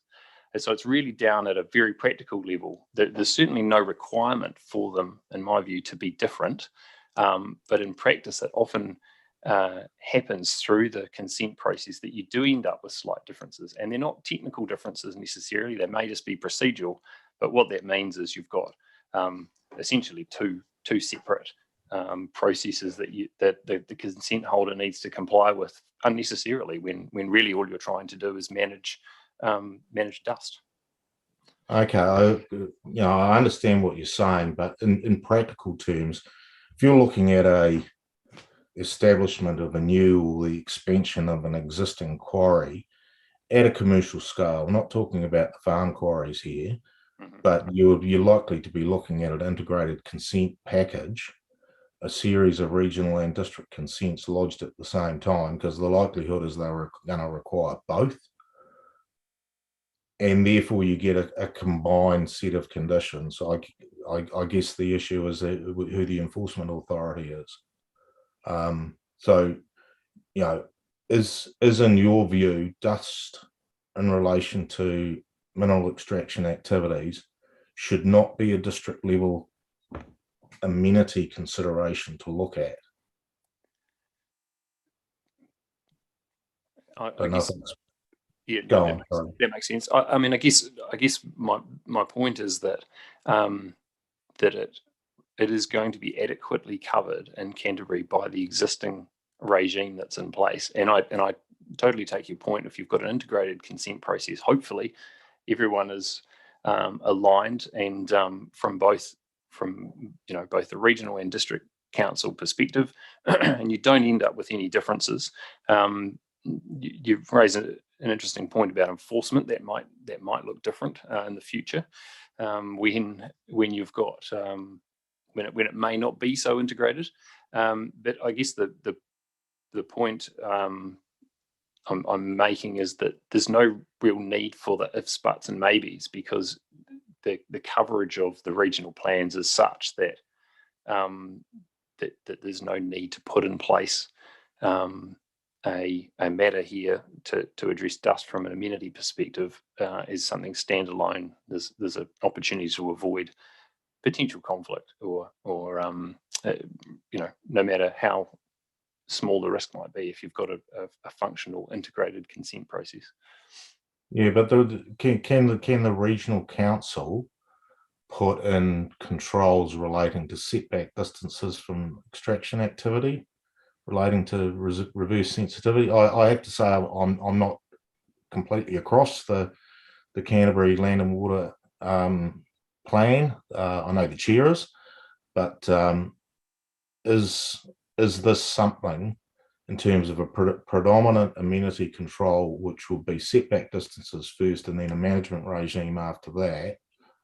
Is that something that the regional council can actually put in terms of rules in its plan? From memory, the activity is discretionary for the discharge under the regional plan, and so they would have the opportunity to put that in if that was deemed the necessary controls.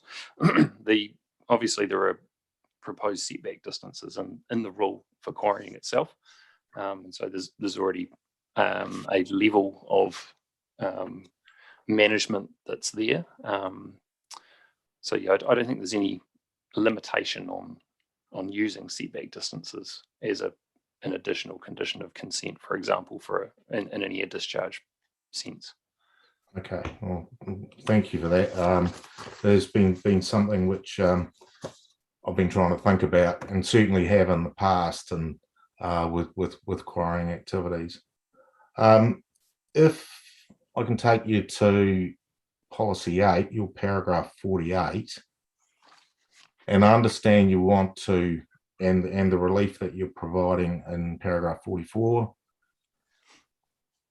Okay, so one of the things is changing provide for to enable, to be a much more positive policy in relation to mineral extraction. I understand your position on that, but I'm a little bit unsure about the whole location-based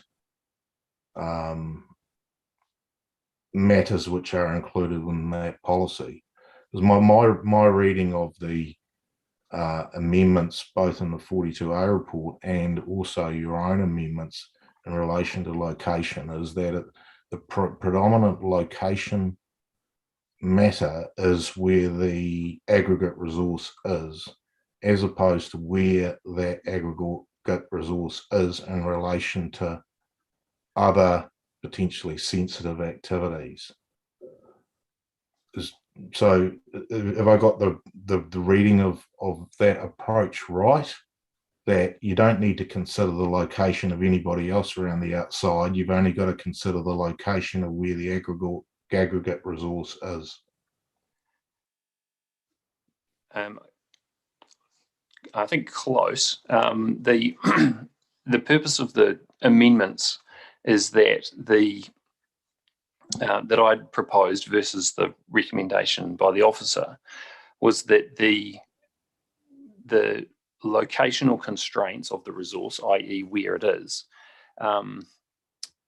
weren't tempered by the appropriateness of the resource as opposed to its location in relation to sensitive activities.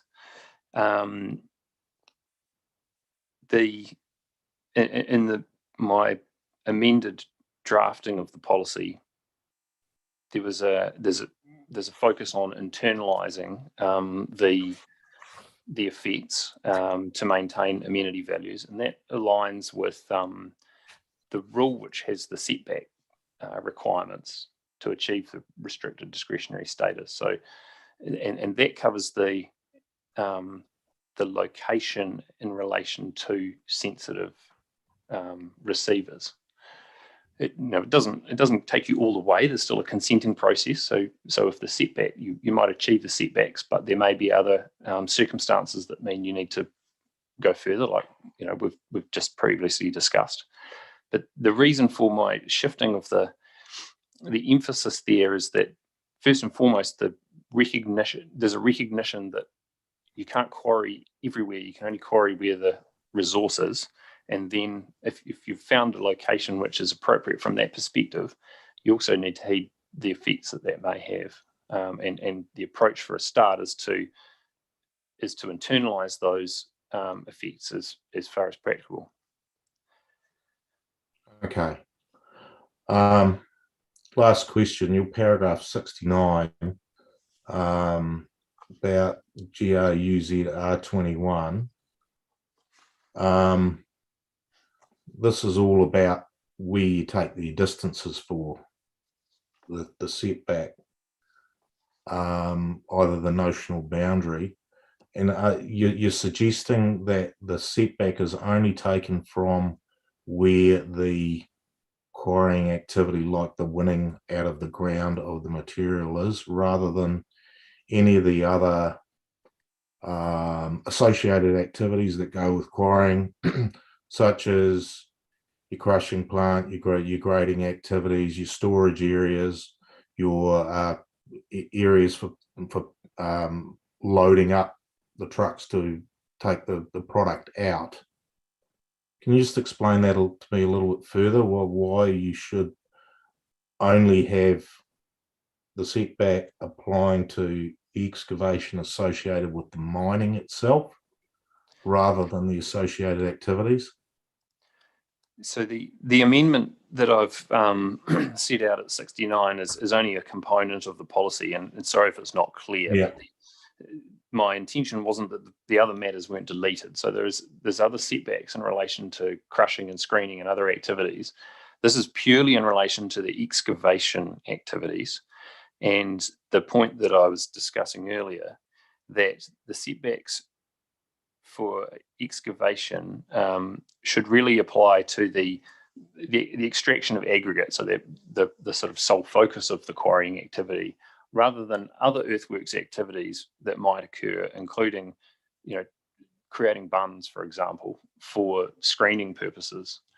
And this was picked up by the officer in the report, and highlighted the fact that there may be some conflict and crossover with the earthworks rules themselves because of the general description of excavation and not having it qualified as being part of the as being the excavation associated with extracting aggregate in this case. So it's only in relation to the excavations. The other points you raised crushing, screening, those sorts of things are covered by other matters in the rule. In my drafting there, I hadn't included the entire rule. So apologies if that was confusing.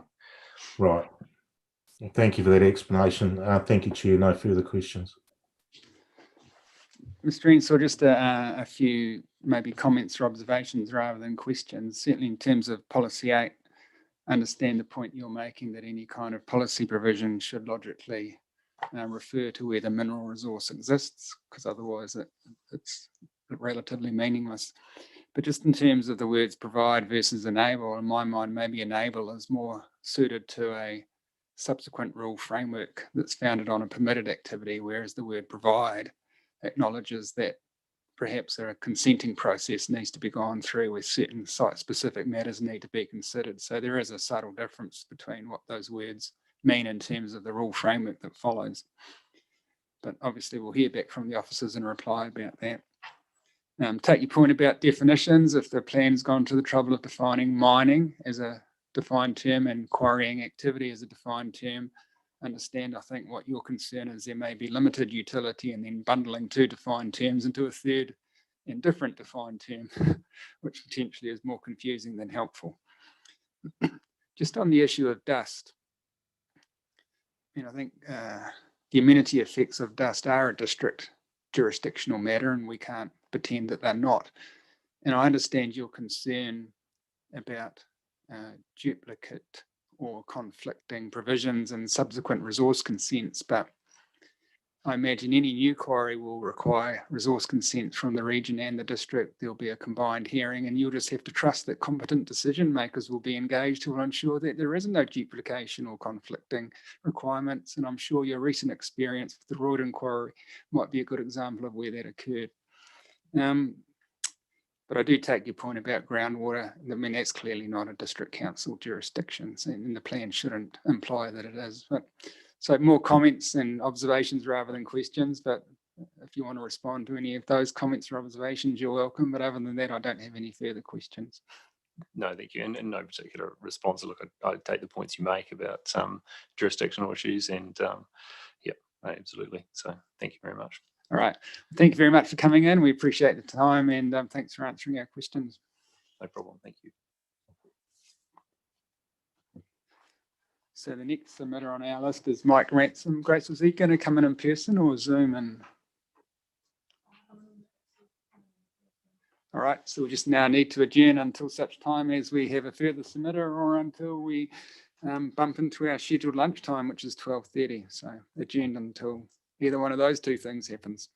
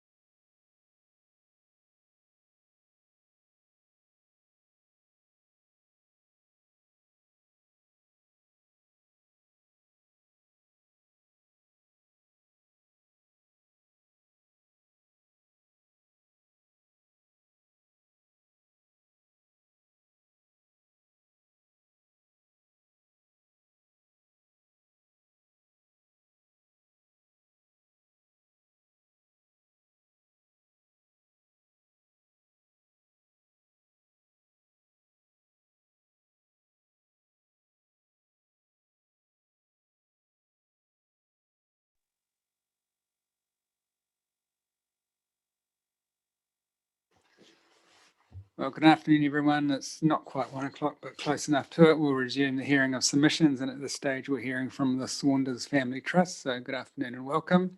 You have 2 panel members here in person and 2 on Zoom on a screen that you'll find hard to see, but you'll be able to hear them loud and clear when they come to ask you any questions that they have. So thank you very much for lodging your submission and all of the pre-circulated written material that you've lodged since then. And just to let you know, we've read everything that's been pre-circulated, so you don't need to read aloud anything to us that you've already provided, but that has been very helpful. But at this stage, you're very welcome to highlight key points for us, things that you think are important for us to bear in mind, and then we'll see if we have any questions for you. But other than that, if you're willing to introduce yourselves to us and then just proceed, that'll be great. Thanks.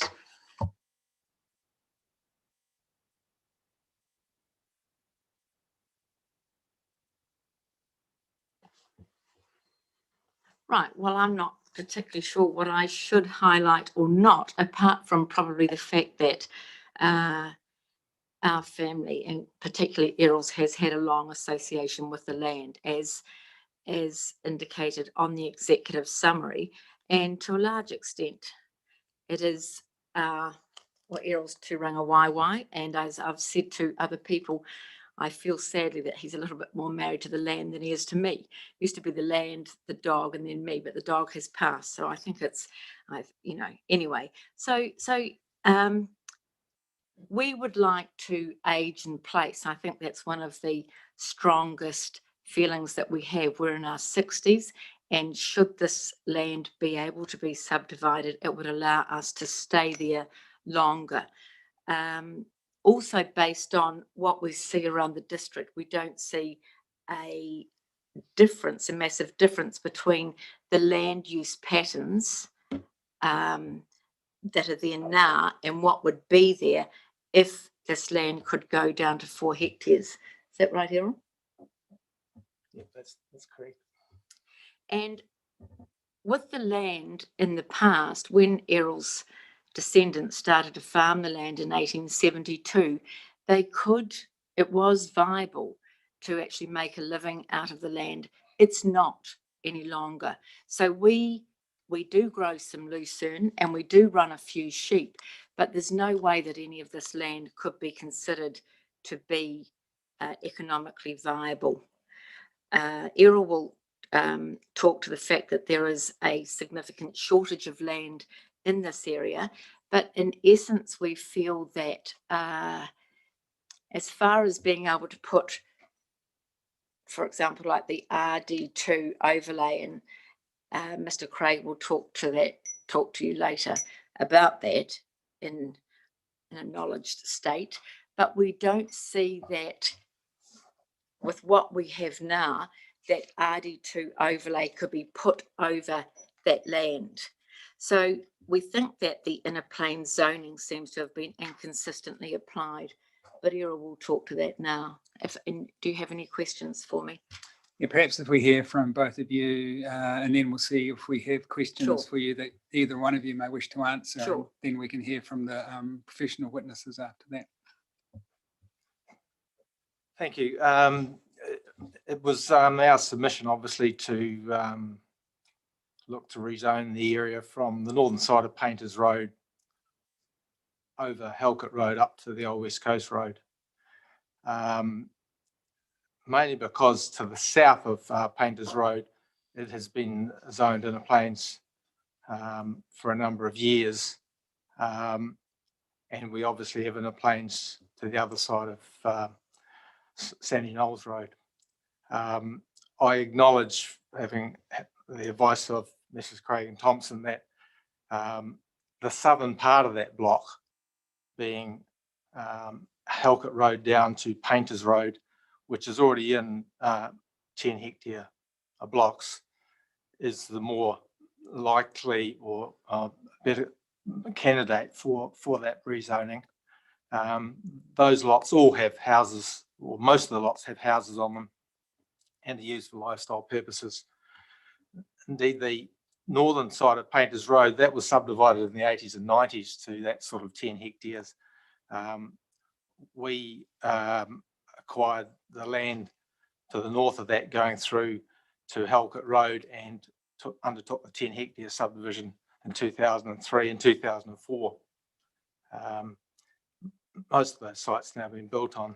So I just felt that given the development that we have in place, in particular in that what I call that block, Halkett Road through to Painters Road, that it should be zoned in the plains.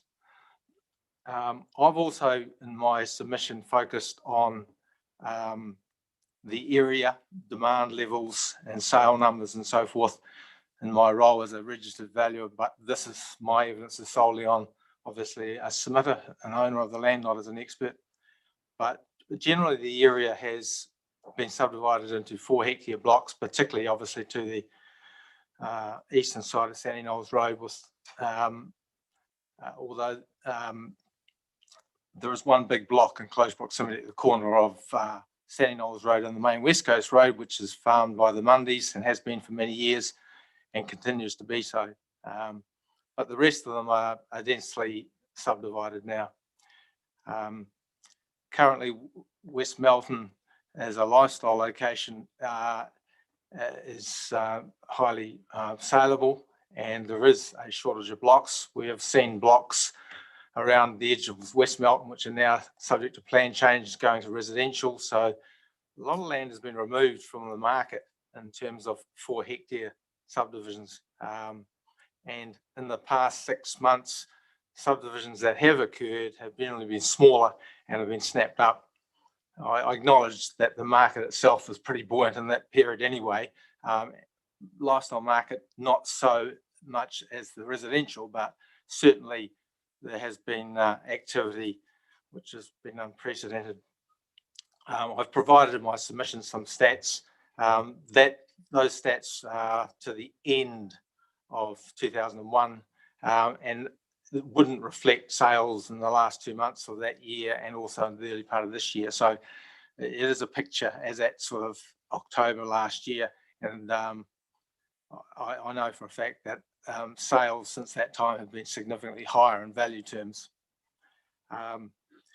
So I consider this to be a lifestyle location. The subdivision where we are in Fife Road, it's all 10 hectares and all but one has been built on. And furthest to the west is a larger landholding of approximately 20 hectares, which has been acquired by a walnut farmer who owns land on Halkett Road. And then this land is adjoined by a very large farm owned by the Hayes family and is used as a dairy support unit. And I raise this because that same dairy support unit swings round and adjoins the subdivision to the southern side of Painters Road right through to the main West Coast Road. So that's a same boundary as would be applied to ours if we were in fact rezoned to inner plains. So I just think it's sort of a natural boundary to extend it to the west of the subdivision as I've indicated on the plans. Well, I acknowledge the block to the northern side of Halkett Road does contain some larger parcels, one of which I'd call an economic farm, being a deer farm. The rest of it are still, whilst being larger than 10 hectares, that's 2 properties, they're only used for light grazing purposes. So the lifestyle use of the land is certainly the predominant one. Thank you. I'll see if we have questions for either of you or Raymond. No questions from me, thank you. Deborah? Thank you. I have a question around your paragraph 20, and it goes through into 20 and 21. And you talk about a rural residential cluster in the intersection of Coulters Road and Mackay's Road. And you talk about smaller blocks. Were they 4 hectare blocks? No, that's a rather unique little parcel. They are about 4,000 to 5,000 square metres, and there are 4 there from memory. I'm not quite sure whether it was a grandfather clause thing that they were able to subdivide into those sizes at the time, but no, they're 4,000 to 5,000 square metres. Okay. And just to refresh my memory, when you applied for the 10 hectares, was that under the rule of the 10 hectares with irrigation to each lot in 2003? No, we didn't have to provide irrigation to each lot, no. And throughout those clusters of clauses, you talk about, I guess, lifestyle. Could I have a definition from you what you term a lifestyle block? Is it 4 hectares, or is it how somebody chooses to farm any hectare of land? Lifestyle is more a low intensity use.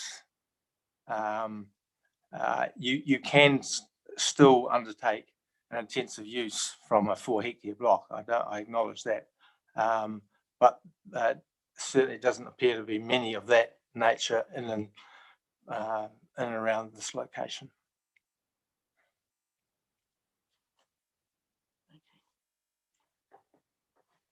Thank you. Lindsay? Thank you for your evidence.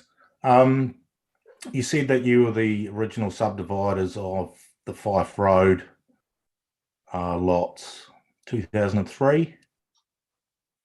Correct.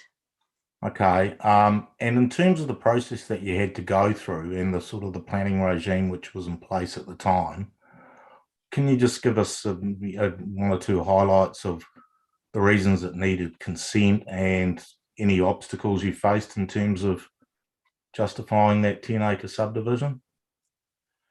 No, there were no obstacles. We put in for the change on the basis that there were 10 hectare lots to the opposite side of Sandknolls Road and to the southern side of Painters Road at the time. And so we put in a subdivision for 10 hectares and it was granted without any objections and any problems. Okay, thank you for that background. I've got no further questions. So just going by the written material that's been pre-circulated, I just want to confirm a few things. So in terms of the original submission, you're no longer seeking a change in the rural density in the area between Halkett Road and Old West Coast Road. Is that correct? So yeah, that is correct. So you abandoned that part of the original submission. Yep. For the land between Halkett Road and Painters Road, the land that you now own, that's north of Fife Road? Yes, we have 2 lots north of Fife Road, but we also own land fronting Halkett Road. Yes, which that's we correct. acquired So there's originally. 3 lots there Yep, that yep. you now own. So the land that you're seeking to have changed from RD2 to RD1, there's quite a few other lots within that area. What's the view of those landowners? Do they support what you're asking for? Have you canvassed their views? No, we haven't canvassed them, and so I'm unaware of what their thoughts are on that.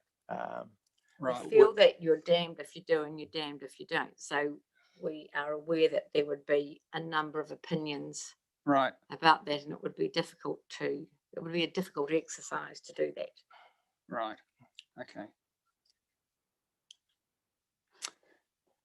All right. No further questions. Thank you.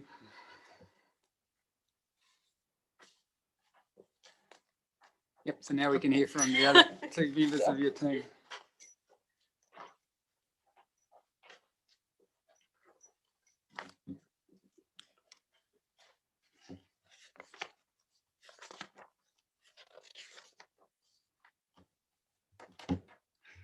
Good afternoon.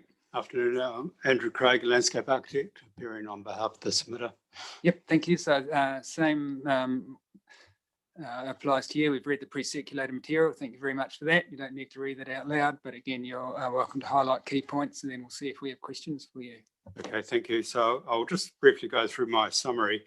The first point to make is that there is nothing landscape-wise that is of any particular significance within the site, apart from one fairly prominent dune that runs east to west alongside or near Halkett Road. There's certainly nothing in either district plan, the proposed or the operative plan, that would indicate that it's subject to any Section 6 matters, or for that matter, Section 7 matters. So there's nothing like stands of bush or watercourses, that sort of thing on the land that would prevent it from being rezoned. The second thing is, or the third thing, should I say, that the existing character, because it has been subdivided into 10 hectare lots, is more aligned with the RD1 or the former inner plains zone than the RD2 or former outer plains. And most of those lots, I think there's 18 out of 19, have got dwellings on them now. And the land use on them is currently predominantly grazing, but because there are that number of dwellings on it, there's quite a lot of land use devoted to amenity landscaping around the dwellings and driveways and so forth. So there is a greater diversity in the landscape appearance compared to what you might expect in the outer plains or the RD2. So as a result of that, it's my opinion that it's pretty well impossible to deliver the kind of outcomes anticipated for the RD2 or outer plains area. Another further point is that the site, and you would have seen this on my graphic attachment, is contiguous with existing inner plains or RD1 areas, both to the east across the road from Sandy Knolls Road and to the south. So it's not as if the land is an isolated block of land that's not connected at all from existing zoning. And in effect, if it is rezoned, if you're mindful to go that way, then it would just simply be a continuation of that landscape character. The site is contained on three of its 4 sides by roads. The western side does not have a road. This is a point that I know that the council's planner in the section 42R report was concerned with. While it's desirable to have a boundary, either a physical or natural boundary surrounding such zones, it's certainly my view that the key thing here is not that it's not necessary to have that. The more important thing is that you maintain contrast between the 2 zones. Now, there's no mechanism in either plan that will enable that contrast to be diluted or that would result in a diffuse boundary. There's still going to be an abrupt transition between the 2 zones, irrespective of whether that road is present or a natural boundary is present. So I'm confident that should the land be rezoned, it will still maintain that contrast and be well defined. Turning to the rural character, even though the zoning that's sought by the submitter will reduce the site densities down to 4 hectares, I'm confident that that will deliver what I call generic rural character. In other words, there will be a very high proportion of open space, which in Canterbury is certainly vegetated, even including grassland, pasture and so forth. And that in itself delivers a high level of amenity or rural type amenity. So that will be maintained. And we know this because of the existing inner plains zone delivers such an outcome. That's fairly self-evident. So it's not going to assume anything that I would consider to be of urban character or even approaching anything that might be urban in its a character or amenity. So therefore the amenity, this type of amenity will be maintained. And finally, in looking at both plans, but also focusing on the proposed plan in terms of the objectives and policies, there's nothing there that I can see that would preclude rezoning. So that basically concludes my summary. Thank you for that. See if we have questions, Raymond.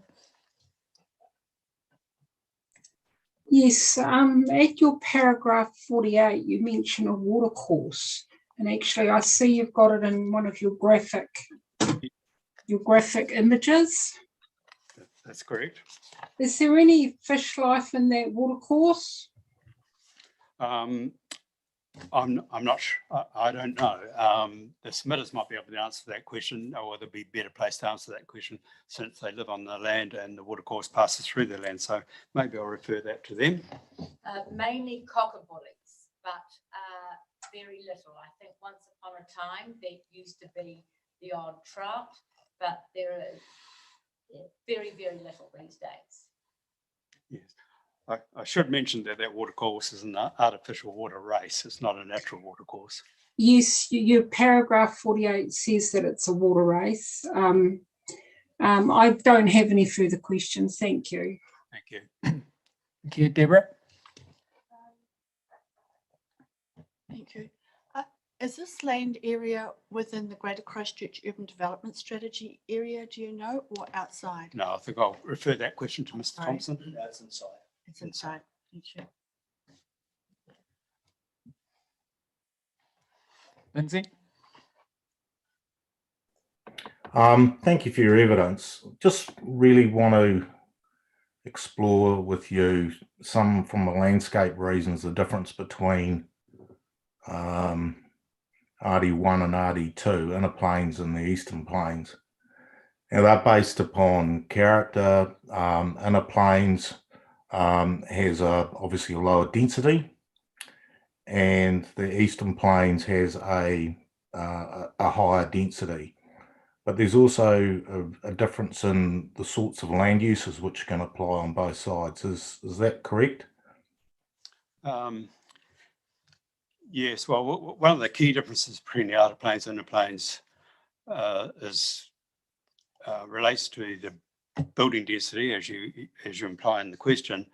And so in the outer plains, you've got a lot more open space in proportion to the presence of buildings. And because of that space, it enables much more extensive rural land uses. So, for example, what you'd get in an outer plains environment might be typically like pivot irrigators, which you'd never really get in the inner plains, simply because the land sizes are just far too small. Also, you tend to get in the outer plains perhaps a little less diversity in land use, whereas the inner plains, people may use the land for a whole range of reasons. And but it's also my observation that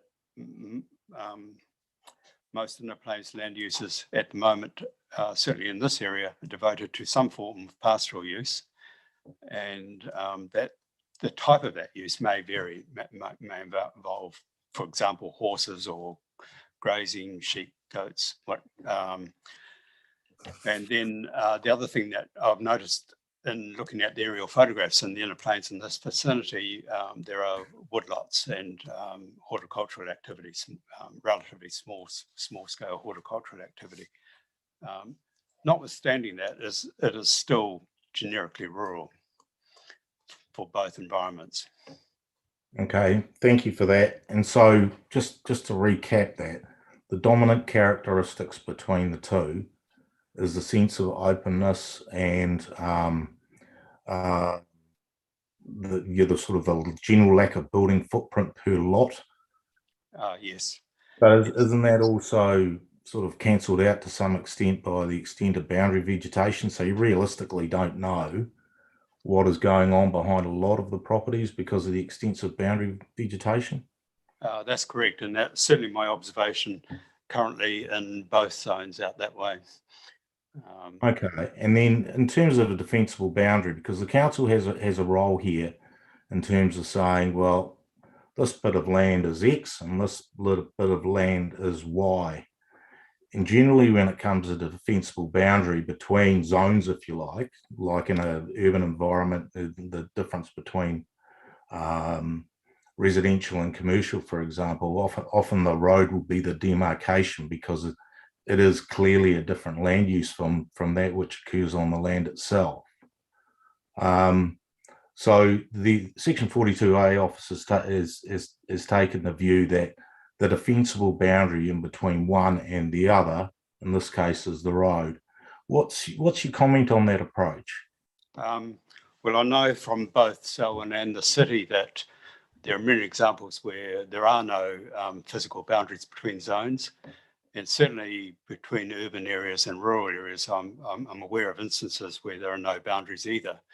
But what happens is that certainly a defensible boundary makes it easier to, let's say, demarcate those zones. And also where you have activity that's potentially adverse between the zones, say between industrial or urban or residential area, a road can provide sufficient separation to deal to those. Now, I'm aware in the Selwyn district plan that those what you might call reverse sensitivity effects are dealt with through the setbacks, and irrespective of where the zone boundary lies, and also between properties within the zone.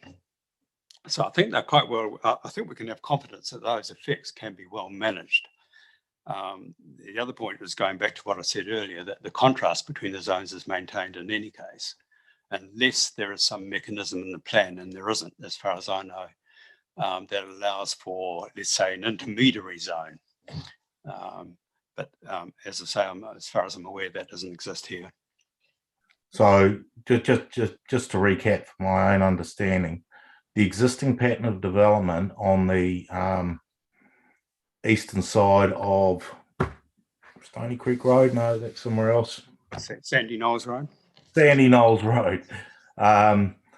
It is because of the existing pattern of development, that demarcation between what is essentially a lower density environment and a higher density environment. But because of that, in this case, the land is suitable for a higher density because of what's there, what's physically on the ground, as opposed to a hard and fast policy principle. Yeah, what's existing now at Sandy Knolls Road, on the east of Sandy Knolls Road, within the existing inner plains. I'm looking at the map now in my figure 1. The lots there, I understand, exceed 10 hectares or are thereabouts. So the reality there in terms of is not reflecting the actual zoning. But it better reflects what's existing on to the west of Sandy Knolls Road, where the lots are a similar size. And when you drive down Sandy Knolls Road, it is mostly lined by shelter belts. So in any event, certainly from the public's point of view, they'll really have no sense of differential between the densities between the two adjoining zones. Thank you. Last one, and it's more seeking a little bit more clarification. Your paragraph 40 in your evidence.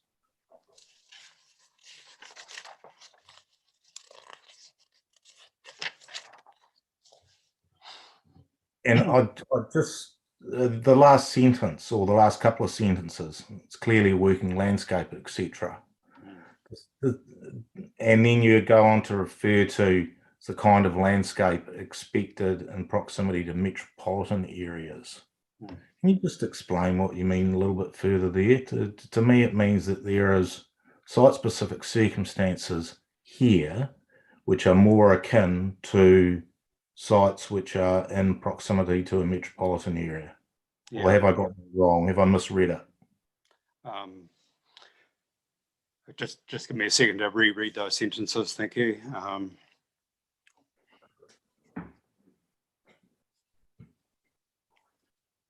Yeah, so currently the inner plains zones are located in such a way that they are proximate to urban areas, whereas the outer plains are not.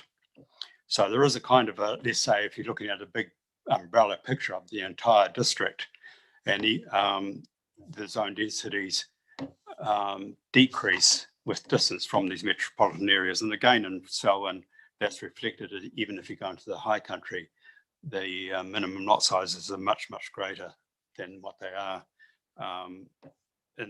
toward the metropolitan areas. So there is a kind of a transition, I guess, or gradation in the size of lots away from those urban areas. So, and further, as a result,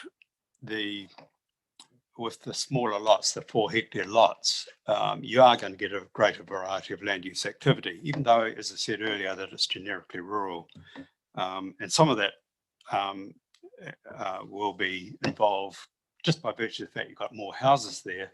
There's going to be a lot more amenity planting and so forth. So it's what I'd call in landscape terms a finer grained landscape. It's more diverse compared to those outer rural zones. And as a result, you get a different type of amenity emerging from that. I'm not saying it's better or worse, it's just a different type. And it's characterized by that diversity and the higher level of amenity plantings that occur around a greater density of housing. Okay, thank you for that explanation. No further questions. Just in terms of the area of land that's now the focus of the submission before us, that's the area of land between Halkett Road and Painters Road. I can understand why you might say, or all of you collectively might say that the RD2 designation is somewhat moot because that's a 20 hectare minimum lot size and most of these lots are 10 hectares or less. So I can understand that that's not a very sensible approach. But in terms of moving to an RD1 designation, which is a 4 hectare minimum lot size within that area that's now contested, I think there's 3 lots that are 4 hectares and all the other lots are 10 hectares or more. So is it your evidence to us that if those 10 hectare lots were able to be reduced down to 4 hectares, that would still result in a predominantly rural character? Correct. Yep. And for the reasons that I think you summarised for Commissioner Day, she was just asking you questions before. Because just by way of underlining that, the existing RD1 or inner plains is still regarded by the district as a rural environment or rural zone, the underlying zoning. So that would still prevail here. Yeah. All right, thank you. Yeah. No further questions. Yeah.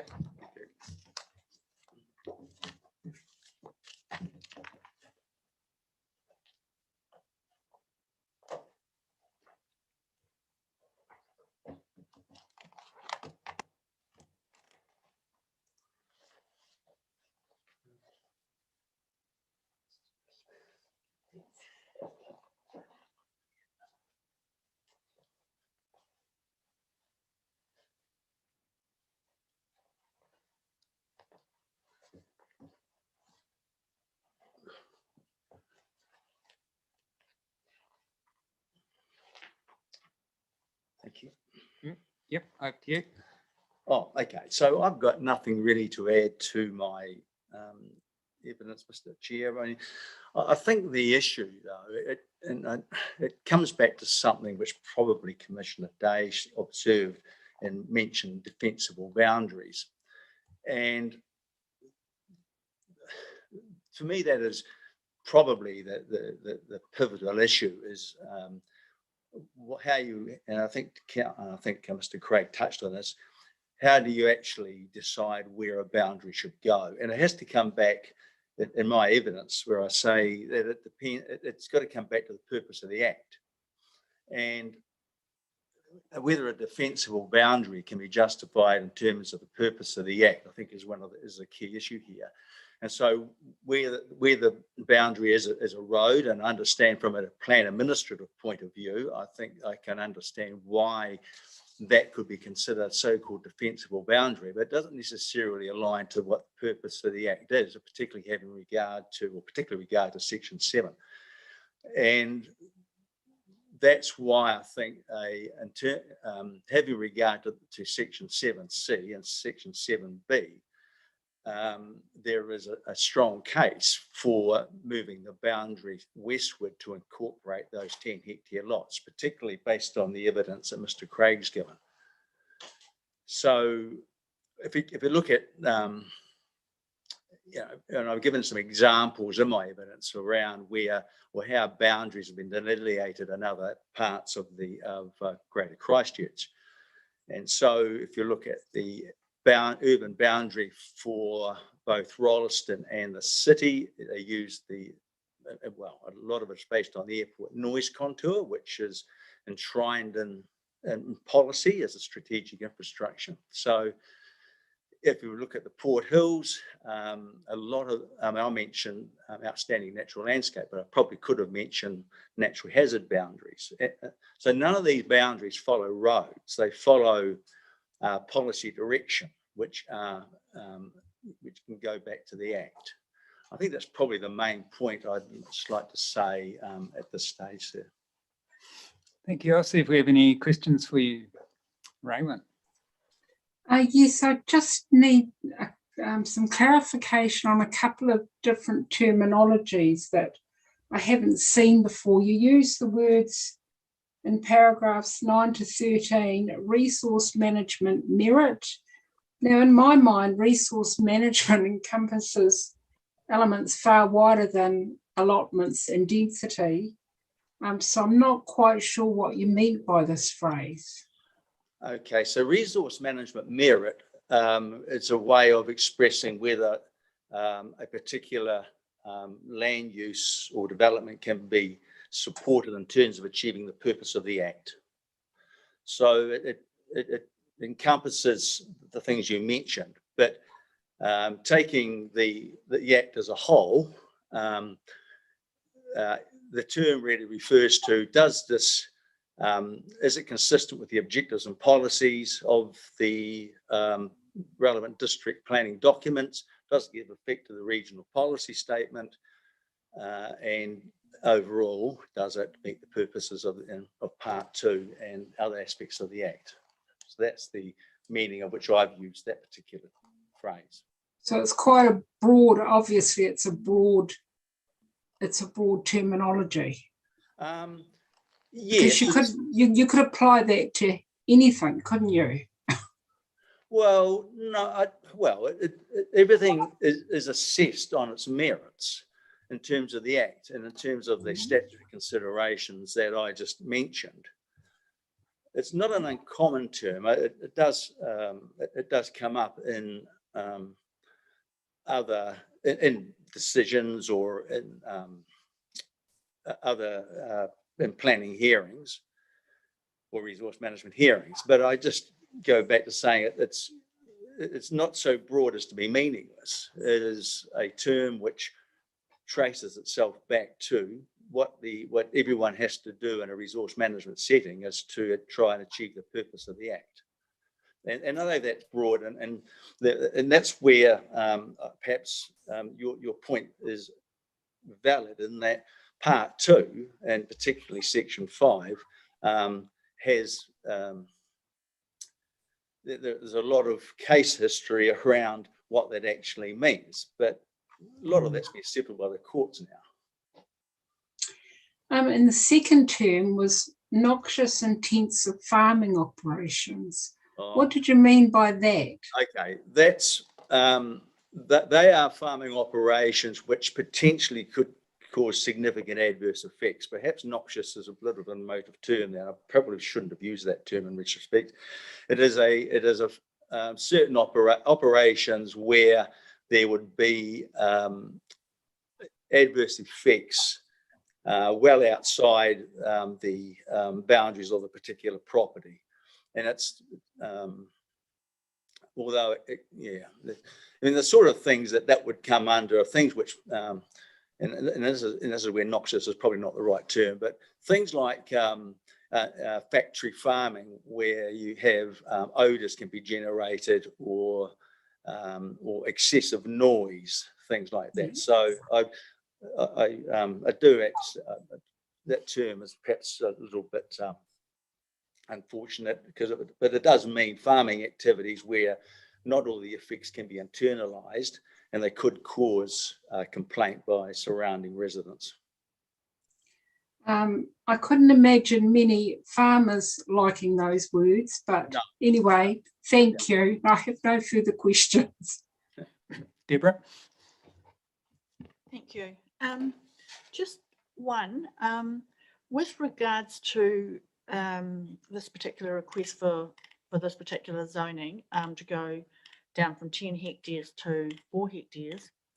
And I note that in the map, a lot of the surrounding are 10 hectares, would that lead to a resource consent process of precedent setting with regards to others being able to subdivide down on the same principles?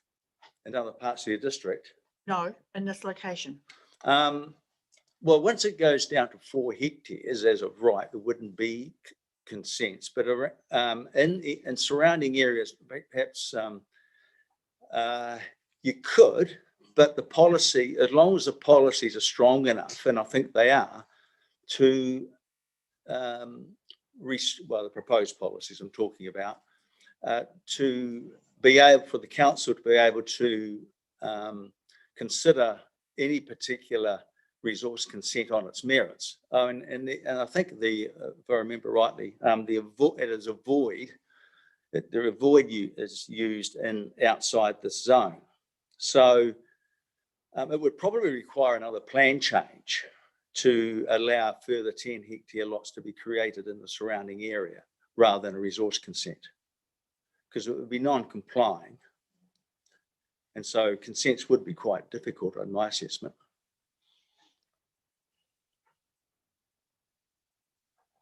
And I note with regards to this particular proposal, given the distance away from West Melton, sorry, I'm looking at your figure too. Yeah. Does that impact in any way with regards to responsibility for climate change issues with or association with higher density, given bus routes, etc.? Does that have an impact at the 4 hectare level? Well, as a rural activity, any impact would, in terms of I assume you transport emissions, yeah, would be minor. And I don't think there is a policy basis for that in the rural area, like there is in urban areas.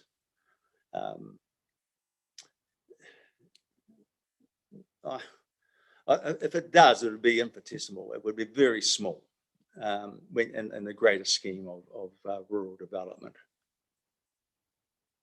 Okay, thank you. Lindsay? Good afternoon. I don't have a lot of questions, but one thing I'm interested in is in terms of where the ODP sits in terms of the boundary demarcation in between allocation of permitted activity densities. I could find it out myself, and I might do that independently. I just wondered if you knew offhand. In the operative plan?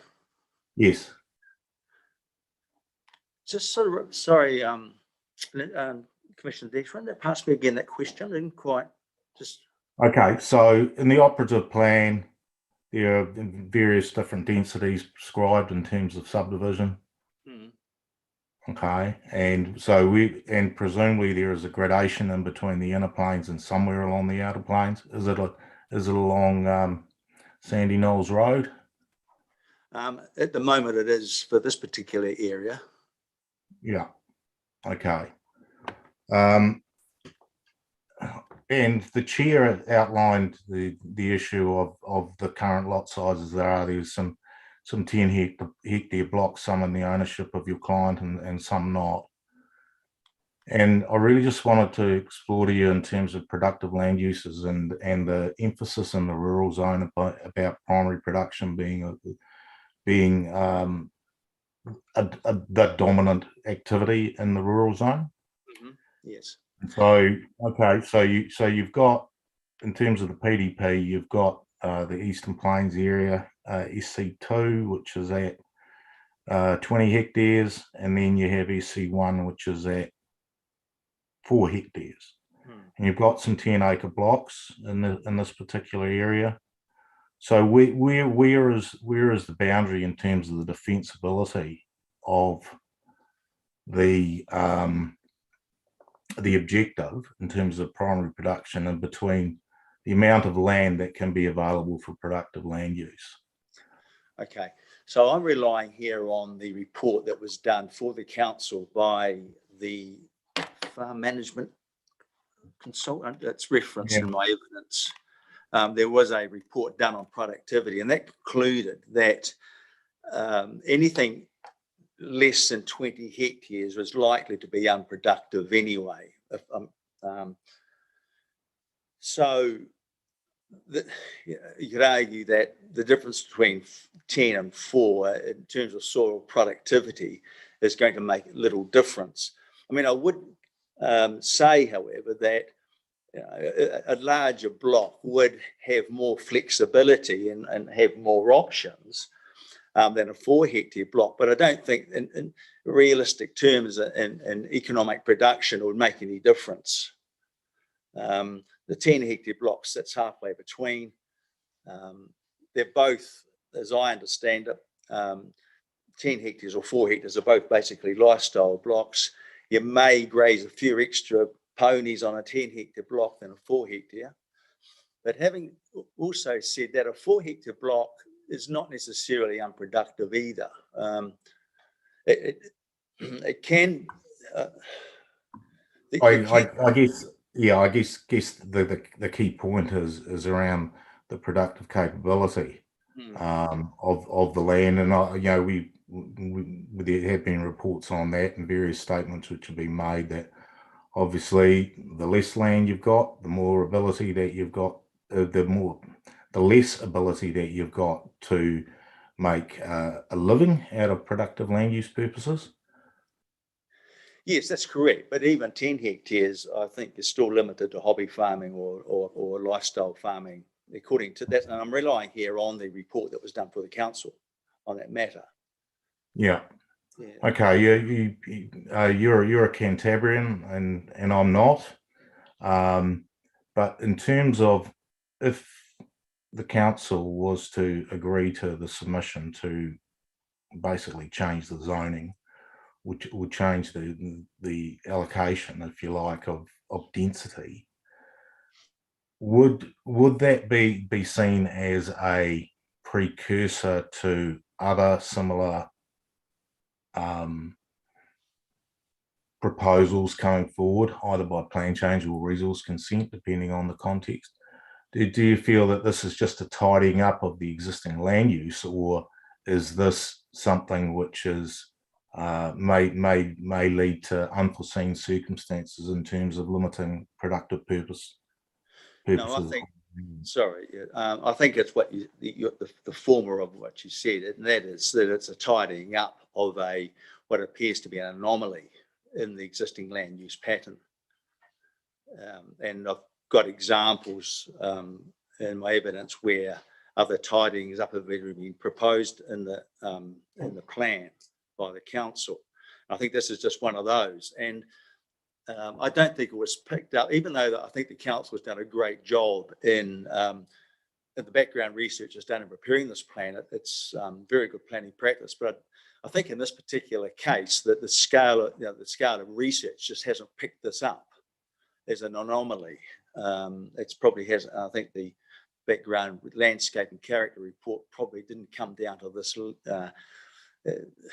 Maybe it wasn't of a sufficient detail to pick this anomaly up. And Mr. Craig has had the benefit of being able to go to this site and assess it in much more detail than the council would have had. So I think it is an anomaly, I don't think there is a high risk of this particular adjustment setting a precedent that would lead to a whole lot of plan changes further down the track. Okay, so yeah, so that's your view on precedent, but there's also the issue of plan integrity as well. People being able to rely on the provisions that apply to a particular piece of land, which need to be looked at in the future as well. Yes, and I think this would. I'm only going by the proposed planning policies here. haven't really taken into account what the operative plan says, because we're in a proposed plan setting here. But Sure. in terms of the proposed plan, I wouldn't consider this would be counter or threatening integrity of the plan, given the land use patterns that we have, given the character of the area and the evidence that Mr. Craig's given. I would be as professionally as competent as it could be that the integrity of the plan would remain. If this, and that's why we actually suggested to the clients that they don't pursue the northern block, because I think that would perhaps bring that issue in that you just mentioned, because of the particular land use pattern north of Halkett Road. Okay. But I think I'm confident the area we've chosen, the area that we have settled on, would retain the integrity of the plan. Okay, thank you. The area of land that is now the subject of the submission, which is the land between Halkett Road and Painters Road. There's 21 lots in that chunk of land. And by Ms. Swanders' own evidence to us just earlier on as part of this presentation, the Swanders haven't consulted with those other landowners, and Ms. Swanders said she anticipated there'd be mixed views amongst those landowners about this proposal. How appropriate is it for us to change the rural density provisions in the district plan over 18 lots where we have no idea whether or not the owners of those lots support this proposal or not? Yes, ideally, some consultation would have been appropriate.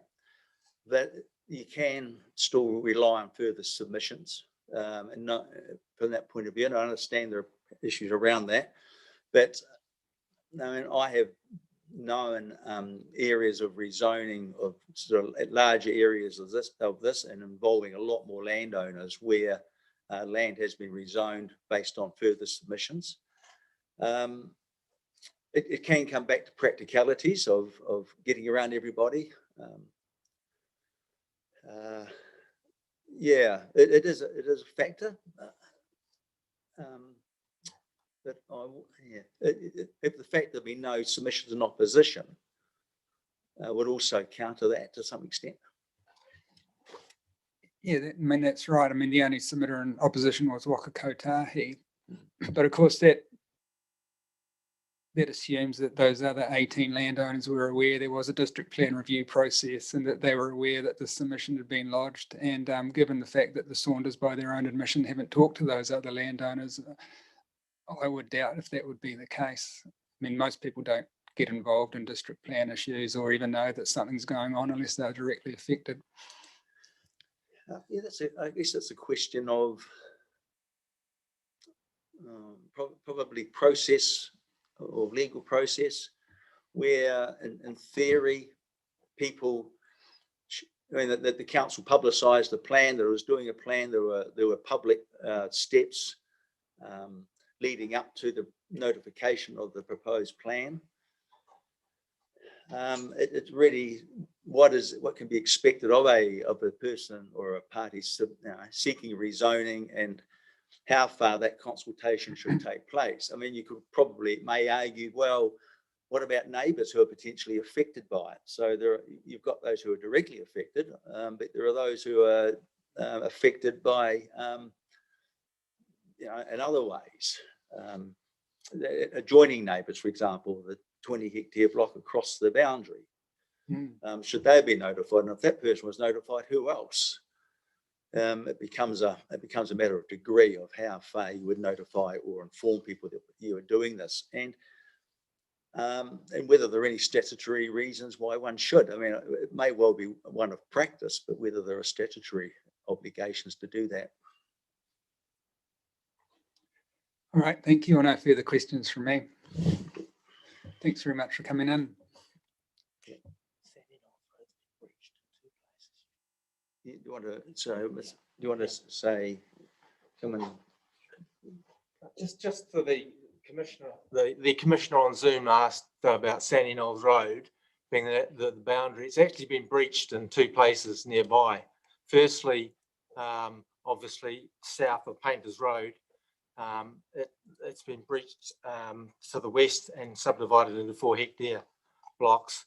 But also there's a significant parcel on the main West Coast Road down to Hoskins Road, which has been breached on Sandy Knolls Road, not only by the rural residential subdivision of Edendale, but by 4 hectares being allowed to go right out to Hayes Road, which is in fact also the boundary of the parcel adjoining our block. Hayes Road is the boundary. So Sandy Knolls Road has been breached there in terms of the inner plains, outer plains. I just wanted to clarify that for the commissioner who asked the question. Yeah, well, it's probably a good example of the kind of environmental creep that I think some of the commissioners are actually concerned about. But yeah, thanks for clarifying that. All right, thank you very much to the Swanders Family Trust. Our next submitter is Mike Ransom.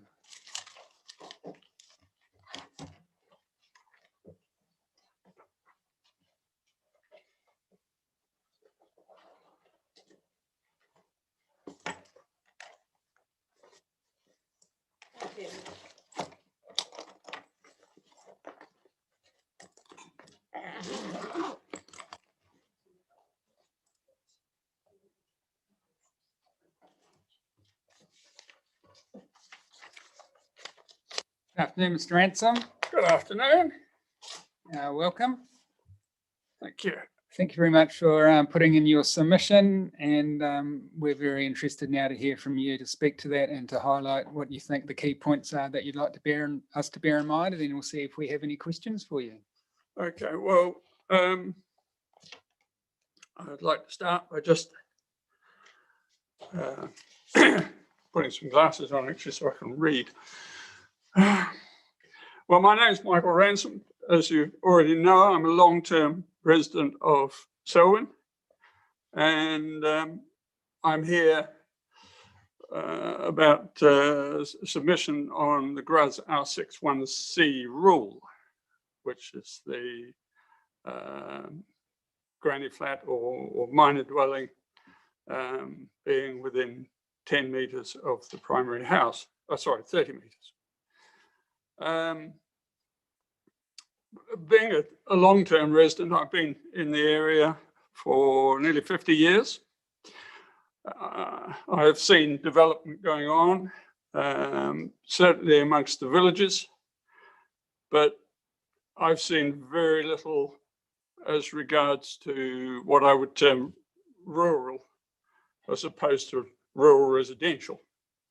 I haven't seen minor units popping up over the place. If they are, they're certainly very well hidden. And so as far as I can see, the present rule it seems to be working quite well. So I have to ask the question, well, why change it? If it's working, don't mess with it. But that's my opinion. The proposed 30-metre rule for a minor dwelling seems to be out of kilter with the rural ambience of the areas. The proposed rule is more in keeping with rural residential housing, and I'm primarily concerned what I would call as straight rural, not rural residential. So in other words, I'm a farmer, so that should give you a bit of an idea as to the sort of thing I'm talking about. Is put out there, not in a group.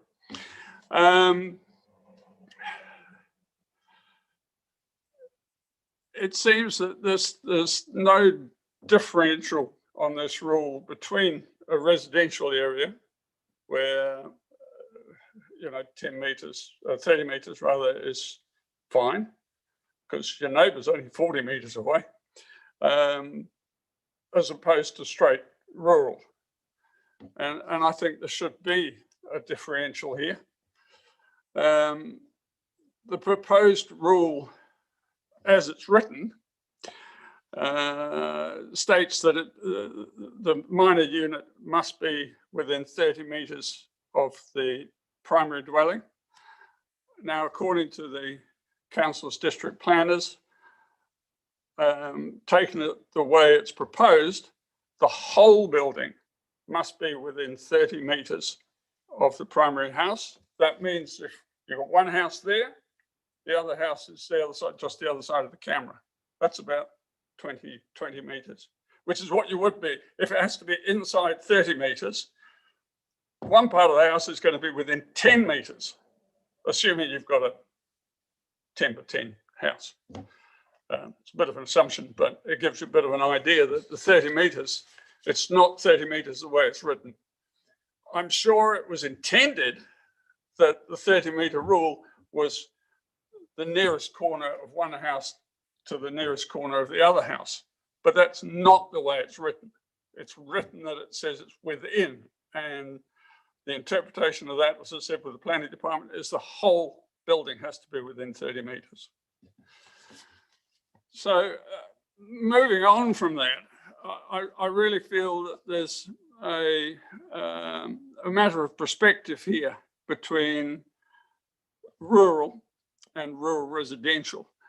The distance is different for a suburban person as opposed to a rural dweller.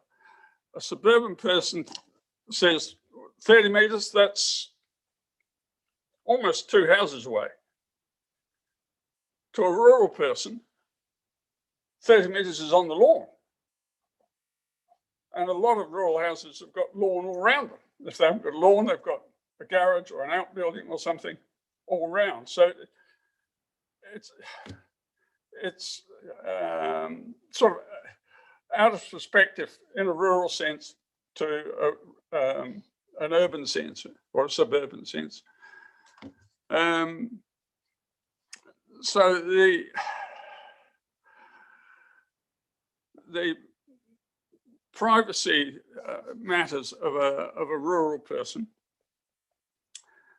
We like our privacy, we like our space, we like the peace, we like the quiet. That is why we live in a rural situation.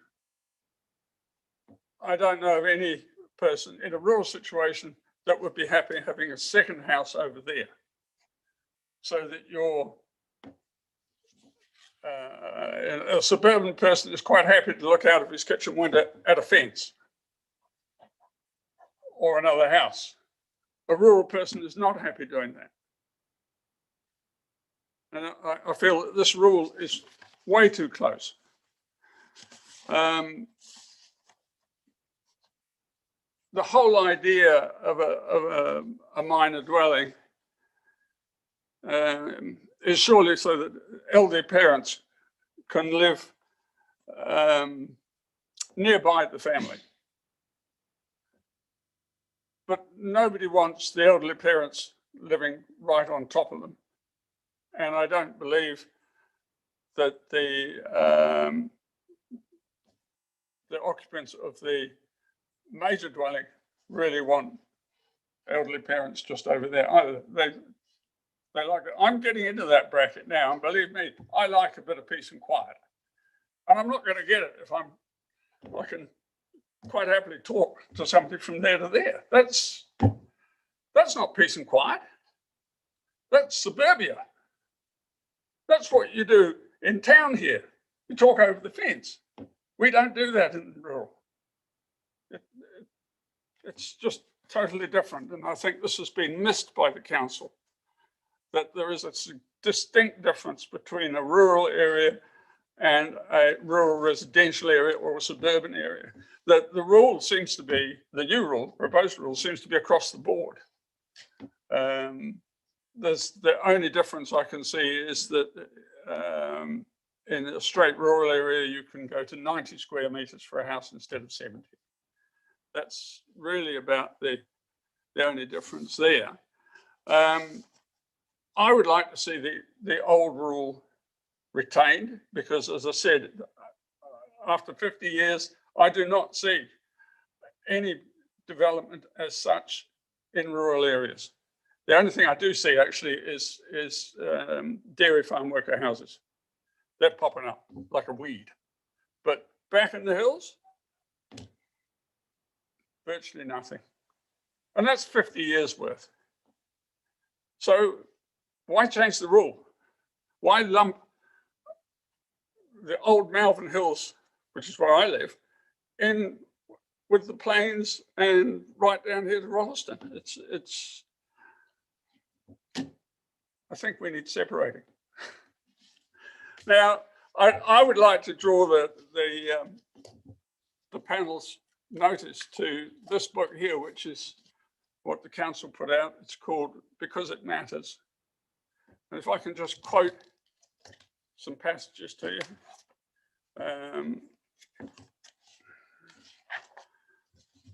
This first bit is about this document. And amongst other things, it says, we also highlight those changes that we believe you need to be aware of due to their potential impact on your property. Now, you'd think then that, well, anything of any significance is in the book here. And I clarified that with the planning department, and they said, no, anything of any significance is in the book. The only thing that's not in the book is clarifications of the present rule to take out the ambiguity of a particular clause or something of that nature. So then you move to, do I need a resource consent? Can I build a family flat on my property? This is the current plan. Yes, you can, and you can put that house anywhere you like on the title that the primary house is on. That can be 70 square meters. This is the present rule, but it can only be used by family members. Okay. Now, the proposed changes are that instead of calling it a family flat, we're going to call it a residential unit. Well, I raise an eyebrow as to whether that's important. The next one is removing the requirement that anybody can live in the house, not just the family members. Yeah, okay, that's reasonably significant. It's just different people, but they're still in the house. And the third one is that it must comply with the general rule zones, which is the same as what it does at the moment. But nowhere in here does it say it's got to be within 30 meters of the primary house. And I would suggest that if it had have said that, there would be a lot more people giving submissions, because rural people just don't want another house there when they live here. Family or not, we don't want it. And I'm sure I don't speak alone on that. And I was really quite surprised that this document does not mention anything in here about the secondary dwelling or the minor dwelling, family flat, to be within 30 meters of the primary house. So that's sort of what I'm about. I don't think I'm alone in the thoughts on this. I do believe there was probably 2 or 3 other submissions, but I would think, when I initially read this, I thought, oh, yeah, that's pretty much the same as what it used to be.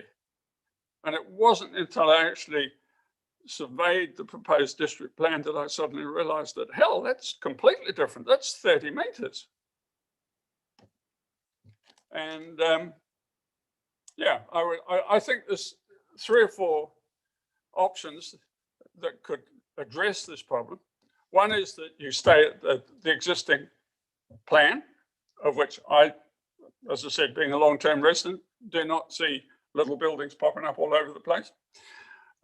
2 is that you put a distance on it of maybe a maximum of 250, 300 meters from the primary house.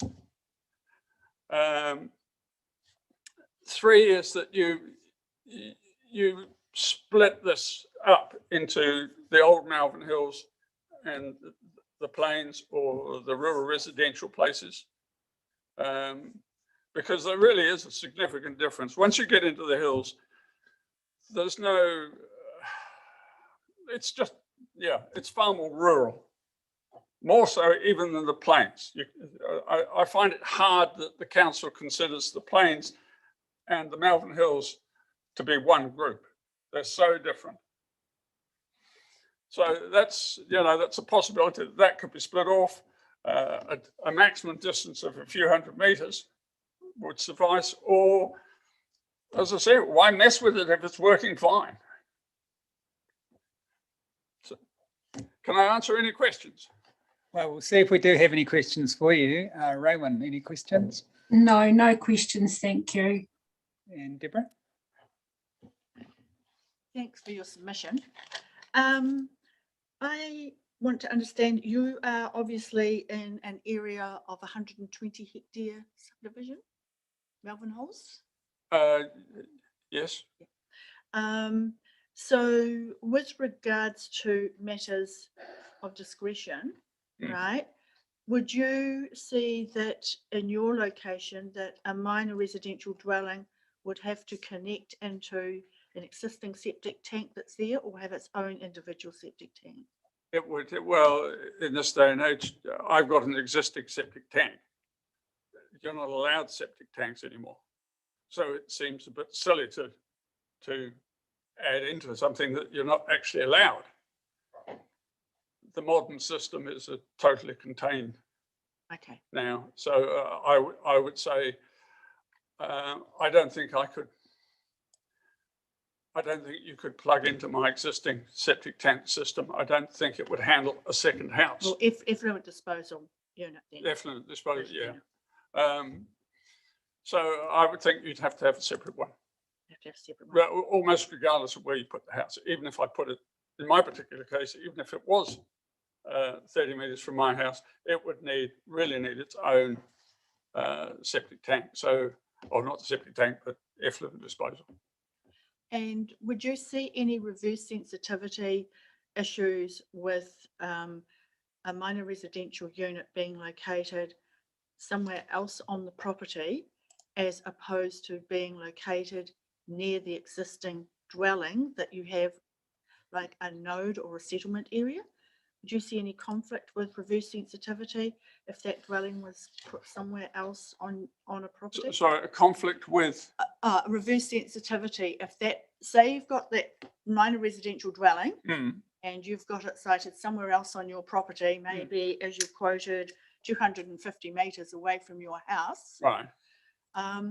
Would you perceive that there could be any reverse sensitivity issues by having two? Deborah, I'm not sure if the submitter understands what reverse sensitivity is. Yes, thank you very much. What is reverse sensitivity?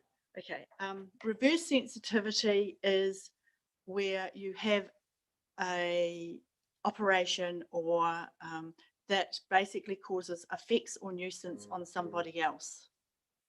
Well, as I explained, in a rural situation, there is no, my neighbour's 2 k's down the road. And I'm not alone in that situation. There's very few farms or even 10-acre, well, 10-acre blocks is a little bit different. But there's very few farms that have got a neighbour just over there. So I cannot see any adverse effects, certainly in my case, unless, even if I put it way down the other end of the farm, which is going to be not the idea of it. I'm thinking that elderly people want to be within a few hundred meters. They don't want to be 2 k's away by themselves. They want to be a bit closer than that. That's the thing about getting old, is that you really need somebody to just, oh yeah, they're still walking around, that's good. But you can't see that if they're 2 k's down the road. So I think, if there was a distance limit of 250, 300 meters, something of that nature, that's close enough for a family to keep an eye on the elderly parents, but it's far enough away that they're not listening to screaming kids. They're not listening to pop music from the teenagers who are in the primary dwelling now that they've moved into the minor dwelling. I sort of thought that power, water, phone, that sort of thing could still be connected through the main house. That would limit your distance because you don't want to be putting a cable in for miles, do you? Good point. That might have a limiting fact. But wastewater, no, I think wherever you put something, you're going to have to.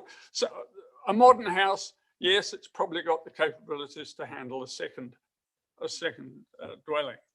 But most farmhouses have been around for a year or two. My own house has been there for over 100 years. Would have started with a long drop, but now has a septic tank. It's had that for 40, 50 odd years. So I can't see any adverse effect because the rural landscape is so different than rural residential or something of that nature.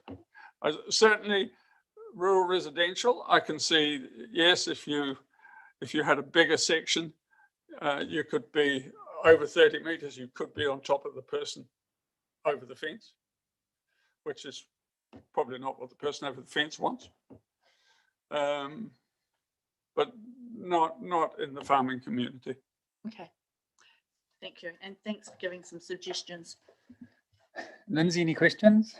No, I don't. Thank you. Your position's very clear, Mr. Ransom.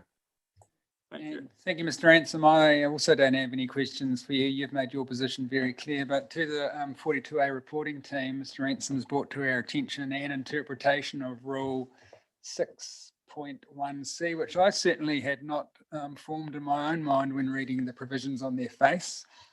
So can you, in your reply report, clarify the meaning of rules or the intended meaning of Rule 6.1C? I had read that to say that the minor residential unit need to be located 30 metres away. So I'd imagine the notional boundary or the outside wall of that minor residential unit had to be 30 metres away. I certainly did not read that rule as saying the entire minor residential unit had to be within the 30-metre distance. That would be unworkable in my mind. Well, sorry, Mr. Ransom, that's not a question for you, so I don't need any further input from you. So in reply, if you could please clarify that and what the intent was, and regardless of the intent, what an actual workable provision would be. Thank you very much, Mr. Ransom, for coming in and answering our questions. We appreciate it. Thank you for listening to me.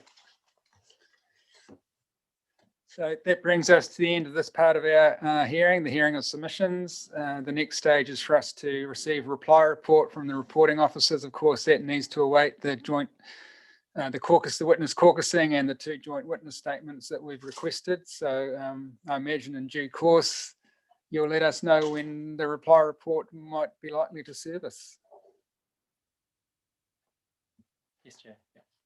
All right, thank you very much for that. So that concludes this part of the hearing.